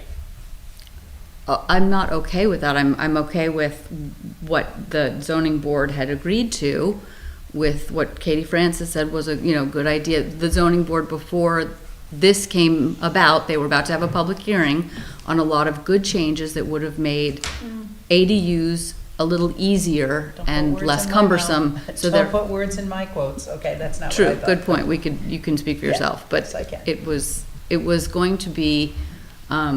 You just said it. You were going to put these into place. We were going to these have a public changes. hearing and have a vote. Yeah, and Which we so- have not had. Right. Because this So came I just along. wanna I'm say- sorry, Katie, just one Go quick ahead, question. sure. So to our zoning enforcement officer, Laura? Laura? Randy just wanted me I to just want to let you clarify know, she's been drafting a revision to the affordable housing. Right. To the, I should say, not affordable, the accessory ADU provision. ADUs. For weeks. So just, Before this legislation just so the ever came public out. understands, so if we were to go with this opt-in, right, with the changes to the state, so now we're talking about really a duplex, not an alternative ADU, right? Because that would be really allowable by this opting in, right? So I'm the neighbor that's next door. So now you've added how many square feet? Let's say you have a 3,000 square foot house. So if we don't opt out, the way I read it, I know our regulations, I have them memorized, but I don't have the state ones memorized yet. I believe it can be up to 30% additional square footage. you can Correct. It's add. limited to 1,000. That's limited to 1,000. So currently, and this, I'm getting to the chairman's point, right? So let's say we're looking at South Main Street, I'm just making that up, right? Highly dense road, right? So currently, if you were to put an ADU in, which you're allowed to do today, right? You have requirements for the ADU, and let's talk about parking. So how many parking spots would you need for that ADU? So we right now require 2. We also only require 1 bedroom because most times you have 2 working, driving adults that are living in an ADU. You also have friends and family that come to visit, so 1 parking space does not serve that need. And Laura, your interpretation of this rule now, if we were to opt into it, right? Can we have more than 1 bedroom in the ADU? Yes, you can. Okay, so theoretically, how many could I? Correct. Yeah, there's no limit on the number of bedrooms. Right, under so the state. theoretically, in my new duplex, I could now have 3 or 4 bedrooms in there, correct? With opting in, do I have a parking requirement? I believe the ADU, you're only, under the new state rules, you're only required 1. Correct. You're only allowed. Yes, you're only. You're not allowed to require more than that. Correct. Right. So in essence now, right, I'm in a very high dense place. I've now got, could be 3 or 4 cars in that spot. Where do they park? In the street, Where or do the they front go? lawn. And if I'm the neighbor and I want to contest it, like I'm saying, this isn't gonna be good for me, this is gonna be good for my property values, because I've got cars parking on the lawn, and I've heard from that already, right? I've got cars parking all over the place. My property values are now gonna go down because I'm gonna try and sell my house. Oh, here comes the realtor. First thing he's gonna look and say, oh, here comes my appraiser gonna take a look. Oh, right? And if that property value goes down, sometimes the neighbors go down, and then you have somewhat of a spiral. But with the way we're doing opting in, you still allow for an ADR, correct? But they need to have a public hearing so the public can give us an input, which to me sounds like pretty much good transparency, just to me, right? And then on top of that, by guidance from zoning, you can put a requirement on the number of vehicles that would be in a high-dense area. Correct. Correct? Yep. I just want to make sure I got it We right. also, under our current regulations, and it's something that we think has helped protect the character of the areas, we also only require, or we restrict you to only have one driveway. So even if you add an ADU, you can't add another driveway. Now, let's say I'm going to the rural areas. Let's say we go up by me, right? I'm up in Northville, okay? So my neighbor wants to put in, he's got a 3,000 square foot house, wants to put in, what, 30% of that? And, and now, under the state rules, that could be an addition to your house, or it could be a freestanding building. Right, so it could be freestanding, right? What health and safety requirements would be needed under the new regulations? Basically, one parking space and the building complies with setbacks. Right. That's it. Septic. I don't get involved under the current requirements. I do require proof from the health, our health district that the well and septic are adequate.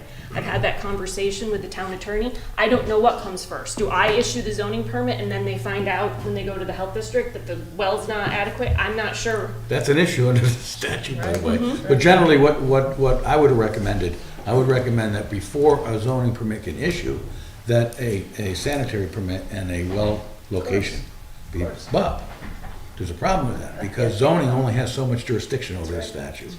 And So then, that's an issue. and then either to the chair or to Laura or to you, Randy. So let's stay in Northville, up by my house, right? So I bought that property because I like the character of the place. I like the view, okay? I like the fact that zoning enforces setbacks so that I can make sure that my property, who I bought, I fully well know, fully intended to it. I purchased it knowing it, right? What setbacks are there in this new opting in law? There are So yeah, we can't require more setbacks above and beyond what are currently required. The same setbacks that Same as exist that require exist. setbacks, lot size, and building frontage, less than or equal to that which is Okay. required for the principal. Yeah, the other things we How don't about get to height? look at Laura, is, how about height? so it would be the height district for the zone. What is that in a? 35 35 feet for feet. residential districts. But the things that, you know, when it comes to the zoning commission that we look at, it's not just setbacks, it's the ledge, it's the pool, Correct. it's the piles collection that people have been collecting, it's their, you know, hobby car in the backyard, there's a lot more. A lot more ancillary to the when you add additional people to.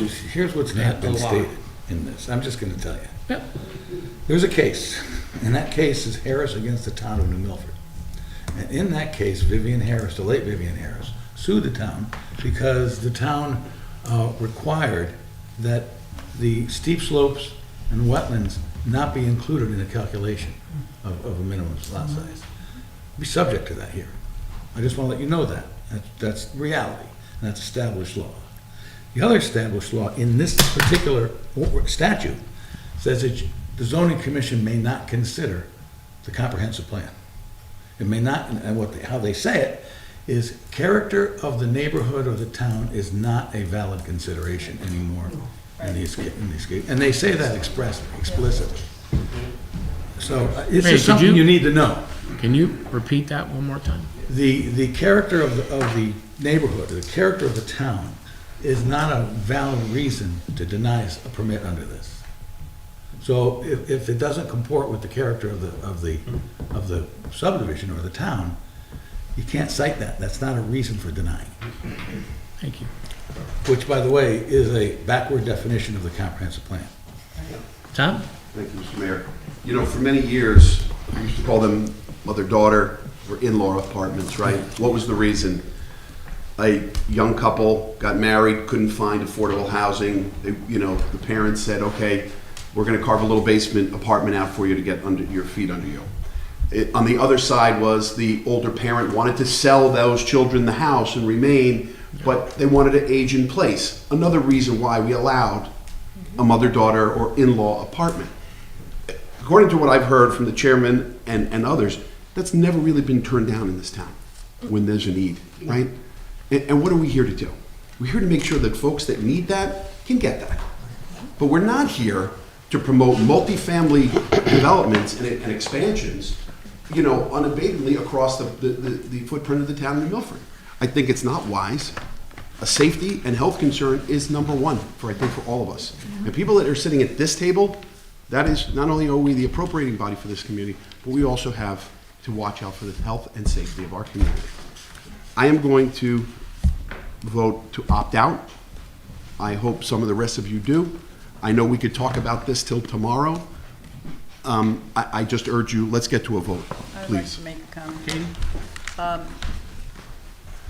I have to just take exception, not exception, but just make a comment, Hillary, that I would love it if we had, and what Chairman Taylor said is true, you really can't put affordable and ancillary, but the problem is the economy has overridden anything. So all these apartments that haven't been built yet, there's a couple reasons, probably COVID, but it's all to do with the cost to do it. Now, we have in our town some multiple apartment type places that were built with a certain percentage to be left to be affordable. They remained affordable for a year. And after a year, a woman with 3 children who had a reasonable rent she could just about make was told that she had 30 days to decide if she was going to pay the increase, which now took her up about $500, or find another place to live. Now, I think we all know that there's there's very few apartments, and they are rented at what the market will bear. They're going for $2,800, $3,200. That's to rent. And in our lifetime, in our time of wanting to rent someplace, that would have been unheard of. But that's what's there now. The unfortunate part is that the people who need those places aren't making enough money to do that and still have a life. So that's just one comment I want to say, that I do believe that affordable and ancillary mother-in-law apartments, et cetera, they really are not, they're never going to come. They're parallel. And the other thing is that one of the reasons that I said what I did about the fact that we could use more affordable housing is I have confidence that this town and our zoning officers right over there have the ability to do it, to meet the town that they live in a long time, that they love, and to do so in a thoughtful, very thoughtful way to make sure that we are not ruining the chance for a young couple to live with their parents or vice versa, which you don't do, but also to maintain the character, which I think is important. I think we'd all agree that live here, but also to not congest a road where you take your life in your hands to walk on it because there's so many cars that the cars that are driving have to move down here, and make sure that what people end up with is something that they want, not just something they can get because it's affordable for the guy to put a trailer on his property. And I don't want it if it affects me. And as Bill made it very clear, zoning is not to prevent, zoning is to ensure that my property, I do what I want. Your property next door, I don't want to impede you. And I'm the first one to say, when a project the size of Sherman was going to be built on the top of Candlewood Mountain, I am not a hypocrite. I did not ever say that I thought that my neighbor's right to do what he wanted with his property, I had the right to say no. I had the right to stand and say what I thought about it. But I don't want him to tell me what I can do, and I wouldn't want you to come and say, I don't want you to have this apartment any more than I'd come to you and have the right to say, oh, I don't want you to build that 45-foot duplex or whatever. That's what zoning does. It keeps it so that we are responsible for ourselves, or face the consequences if that's what happens. And by being responsible for ourselves as a town at large, I believe we should opt out, because if we don't, It's, someone else is telling us what to do. Chris? And I will vote to opt out. A few things. One question, just to be clear, what percentage of applications for accessory units have you turned down over the years, roughly? I don't remember any, so it's 0. That's what I thought. You don't remember any, right? Is that what you said? Right. So I don't think we have a problem in this town No, with we that. do have minimum requirements, so some won't even get to this far, they know they're, Okay. you know, can't be successful, Right. but we'll work them through the process, We'll we'll work them- manipulate the site plan so it complies. That deserves a longer answer, Chris. if you Okay, don't sure. mind. The application process goes through our zoning office before it ever comes to the commission. She'll flag things that are wrong, she'll flag things that, hey, you can't really do what you're trying, can you modify this? She'll make it compliant before it comes to us. Right. So it's very much a team effort. It's not, hey, the zoning commission doesn't turn them down. It never comes to us what we can, I mean, there's nothing to turn down. Right. I mean, generally speaking, I would say 99% of the time, at least. The resolution of approvals there in our file, ready for the business part of the meeting. We already know what the stipulations are. They know what they are. We go through them. We ask the questions for the record to make sure that we have a digital recording of it. Make sure they're in our minutes, that we've asked them. They've said affirmatively what they're doing. And I can't remember the last time we had anybody come in and speak about an accessory apartment. It's been years. It's been years since somebody, they used to be pretty volatile, by the way. Some of our more volatile meetings were on accessory apartments. They're pretty impressive sometimes. But we haven't seen that for a while either. So you know, my one point is, this seems to be a solution in search of a problem. I don't see we have a problem. That's a good point.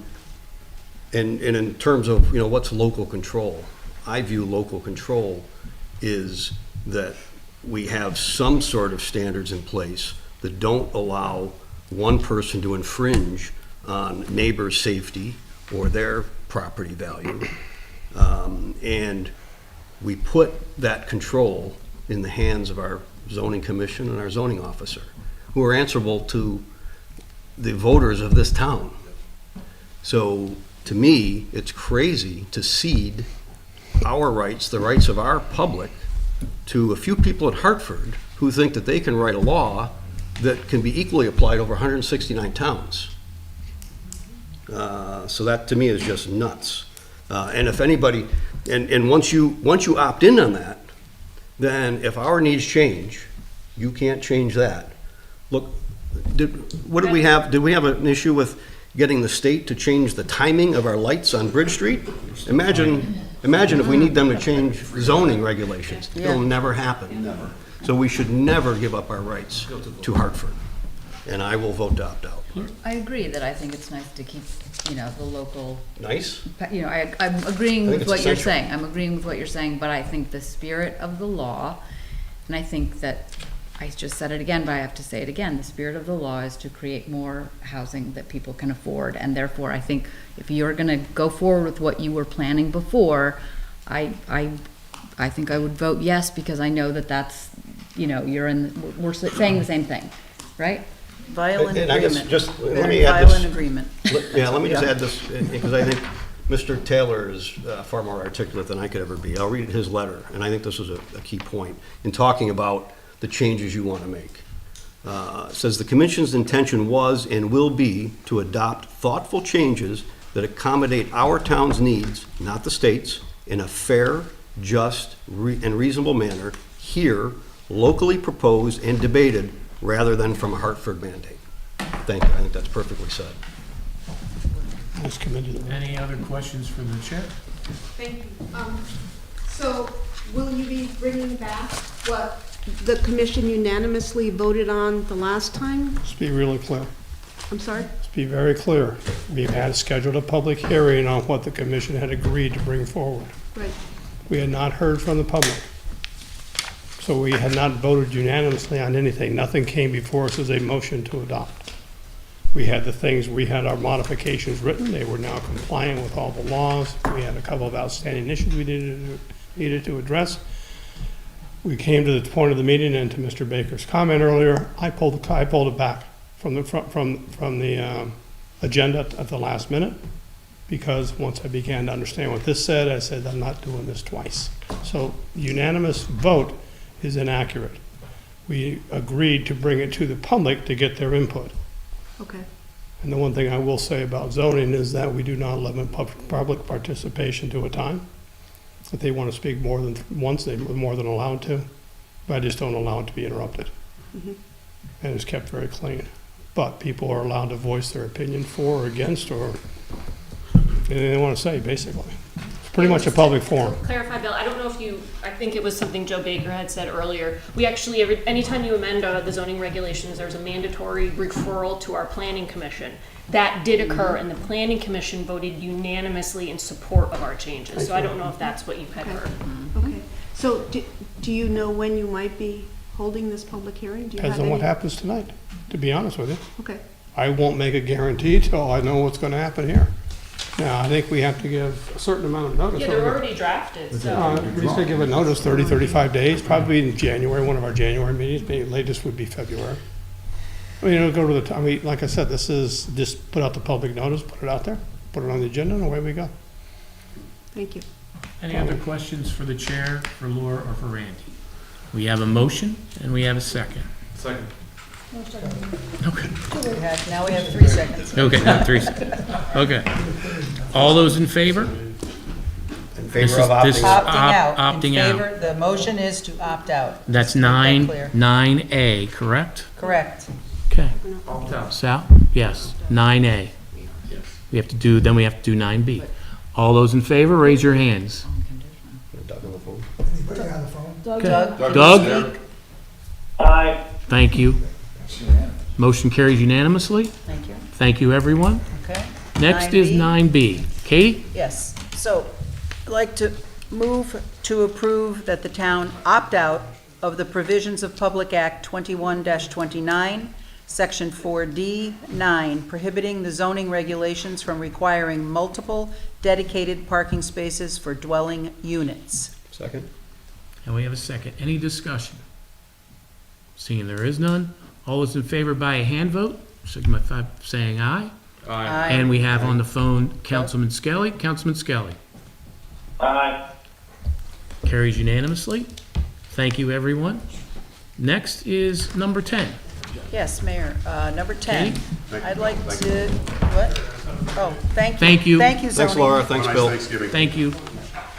Item number 10, I'd like to move that we enter into what's known as a tripartite agreement by and between the Hunt Hill Farm Trust, known as HHT, Henderson Charitable Trust, known as HCT, and the town of New Milford, and expending $255,000 of dedicated acquisition money from the land acquisition line so as to assist the transfer of real property from HCT, Henderson Charitable Trust, to HTT, which is the Hunt Hill Farm Trust. So, did I say HTT? I said HTT. HT. Oh, I'm sorry, that's right, it is a typo, and I'm just reading it. Thank you. So from HCT to HHT, so as to preclude the sale of HCT, which is Henderson Charitable Trust property, to a developer, to preserve the property in perpetuity, and to facilitate public use, enjoyment, and enrichment. Second. Thank you. Thank you. And if I could ask Town Attorney to opine, we met with Attorney Weinshank, who is the executor of the trust, and also with Alexandro. And if you could give a brief Sure. overview, Randy? What I'm told this is about, because I just had to be brought up to speed on it, is the Henderson Charitable Trust owns certain properties, in trust, of course. That's the way they were devised. The Hunt Hill Trust is separate from that. The Hunt Hill Trust is operated, well, it's operated by you, and what it does is it provides programs and things of that nature to the public. The concern that you have is that the trustee is obligated to maximize return for the charitable trust, the Henderson Charitable Trust. Ergo, it's going to be on the market. So the reality is that the Hendersons would have loved to have this used, obviously, for the public good, public purpose. And under the guidance of Alessandro here, there are programs and functions for that property will, that property will be used for that attached to the current Hunt Hill Farm Trust. Okay? Bless you. So the reality here is that, as it's been explained to me, and again, I have not worked on the agreement until I get the go-ahead to do it, the tripartite agreement. There would be a transaction whereby the property would be purchased by Hunt Hill Trust. It would be husbanded by them and curated by them, required to be held in perpetuity to the extent the law allows perpetual requirements, for the charitable purpose. There will be access by the public. I understand there will be cooking schools and things of that nature that have always gone on at the silo, but it will be simply expanded. There are programs that have been anticipated and things of that nature. There will be language in the agreement, in the transfer, that should the Hunt Hill Trust dissolve or fail to maintain its charitable purpose, the property would revert. That's called a possibility of a reverter. And it would revert to the Henderson Foundation for remarketing. That's how severe, that's how strict this agreement has to be. And it has to be that way for a number of reasons, because we were dealing with a charitable trust, and that is the Henderson Charitable Trust. So it has to have that public purpose, that charitable purpose, in order to continue its tax exempt qualification and eligibility, I should say, and qualified under the laws of charitable use. That's what the anticipation is. I, however, am not a tax lawyer, as you can tell, but that's not my problem. My problem's the town. So the fact is the town would be issuing some of that money that came to the town from the Hendersons, by the way, to purchase this property for the use that they anticipated, but it's not enough to buy the whole thing. So the Hunt Hill Trust will have to raise more money in order to get that done. This $255,000 will be secured by an agreement, and I presume a mortgage. And Randy, just for the edification of our council, those in the audience and those watching on TV, both live and then recorded, the $255,000 is not taxpayer money. No, that's not taxpayer, that's Henderson money. Right. Yeah, all of it, none of it. Matter of fact, I met with Director Ossipow. Just so it's in the minutes and on the Yeah, record. this is not tax money at all. It was gifted, and it was gifted as a direct gift, which means it was directly to be put in a specific line in the budget. I met with Director Ossipow, and he said, you don't even need a supplemental appropriation for this if you're acquiring property with this money in trust.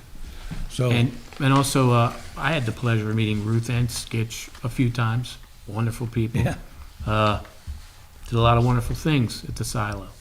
And I actually have here, and I'll make copies for our council members, Ruth and Skitch Henderson's thoughts for a vision of Hunt Hill Farm. This was in November 2007, written by Ruth Henderson herself. And I'm just going to read the first paragraph because it says it all, what Ruth really wanted. Skitch and I saw all of Hunt Hill Farm preserved. And let me emphasize that, preserved, with all the historic buildings, to leave a legacy for our generation and for future generations.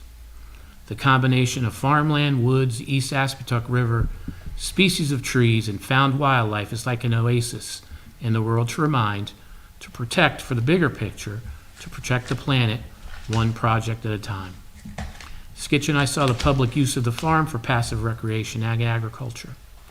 We antennaed at the time Harry White did all the research of the plant life, the stone walls, the wildlife, the water, and has great material for backup with maps, descriptions. We worked on the stewardship of the land.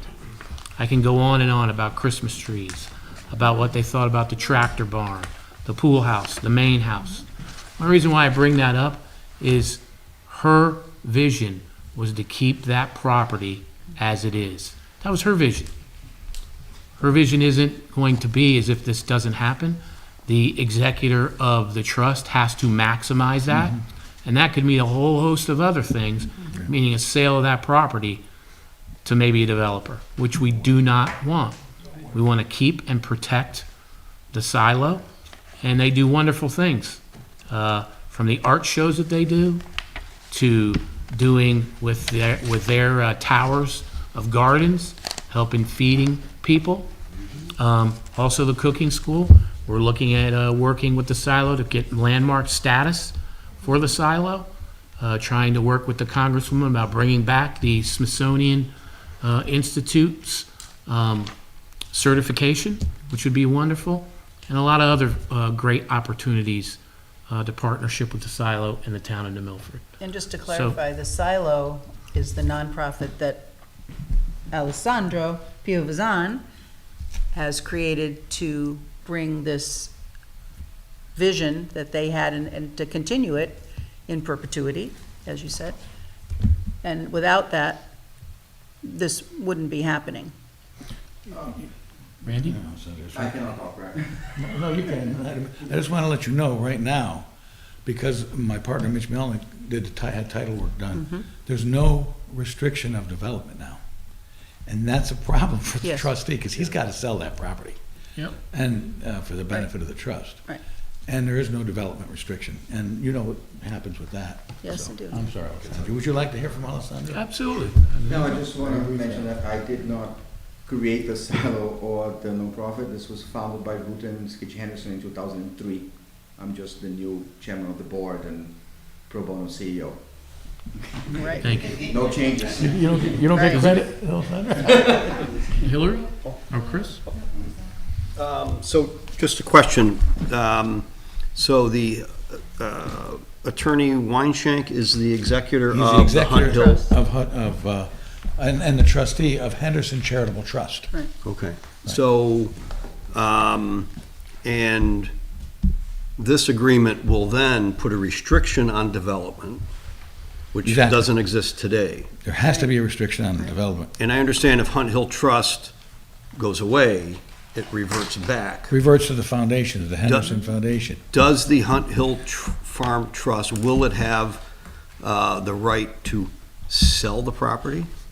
No, it could sell the property, but it'd have to get a first refusal, a right of first refusal back to Henderson. Okay, and even if they sell the property, would that restriction on development continue? It's a great question. Yes, the covenant will run with the land. Okay. It'll be, you see, That's what's so good about she it. wanted this in perpetuity.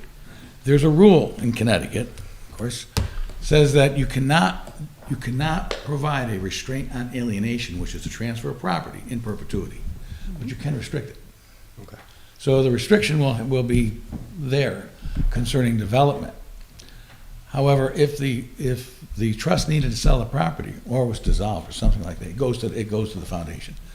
Okay. And therefore, it's going to go, if it goes back, hopefully not, it will still be subject to that restriction. Great. Right. Okay, that's all I needed. It's the Thank you. perfect solution to Yep. preventing it from Yep, right, that's good. not being what they And wanted. the town doesn't have to maintain it. Right, and it's really not costing the town a dime. Why is So- it, yeah, that was, my question is, why is the town involved at all? Why is it a tripart? Because the town is going to give back the money that the Henderson Trust gave to the town for the acquisition of trust property. Right. But she gave it specifically for this purpose. Yeah, to acquire, yeah. Is that language, yeah. okay. To acquire land, right. For the Or interest in property, not just Right. land. So, but then after we approve giving the money back to Hunt Hill Farm Trust, Right. Trust never touches the money. It but goes- once we do, then we're not involved at all, the No, town, no, right? no, not okay, at all. gotcha. Other than the So we're fact just that voting on if we choose to, we can enforce the covenants of it. Right. Which is public access. Right. Right. Which we would do, obviously, if that property was ever. Yeah, but that's going to be based upon the integrity of all the fail-safe. And in speaking with the chairman, he's assured us all that because Skitch and Ruth is in here, you'll see, they wanted to have a Christmas trail, they want to have different trails. There's some already up there. That he's guaranteed that there continue to be public access. Absolute. I think he's pretty excited about it, as a matter of fact. And just make sure that the request for perpetuity came from me. Right. Yeah, And yeah. so, just wanna make that clear. And I'll do everything I can, we'll do everything we can to draft obviously a document that will pass muster with the state. I've got 4 lawyers working on this. Paul? Not explaining everything in legal terms. I've been to the silo on several occasions. A lot of people in town don't know that that is one of the greatest assets we have in this town. And as chairman of the Planning Commission, I want to protect open land as much as I possibly can. I helped with the POCD, obviously, and it's our intention there to maintain as much open space in this town as we possibly can. And this gives us the opportunity to do that. So my vote is yes. Sal? I just want to second Paul's and everybody's opinion in here. Alessandro is doing an excellent job on that one, and the silo is a postcard for the new Milford, if you ask me. The musicians he brings over there, phenomenal. Guitarists and everybody else. We need to protect it. Yes. Any other questions from the council? Okay, we have a motion, and we have a second. Yes, we do. Any discussion on the motion? All those in favor? Aye. Opposed? Any abstentions? Thank you. Happy Thanksgiving. Okay, we got a motion and we got a second. All those in favor of adjourning? Aye. Thank you, everyone. Happy Thanksgiving to everybody. Thank you.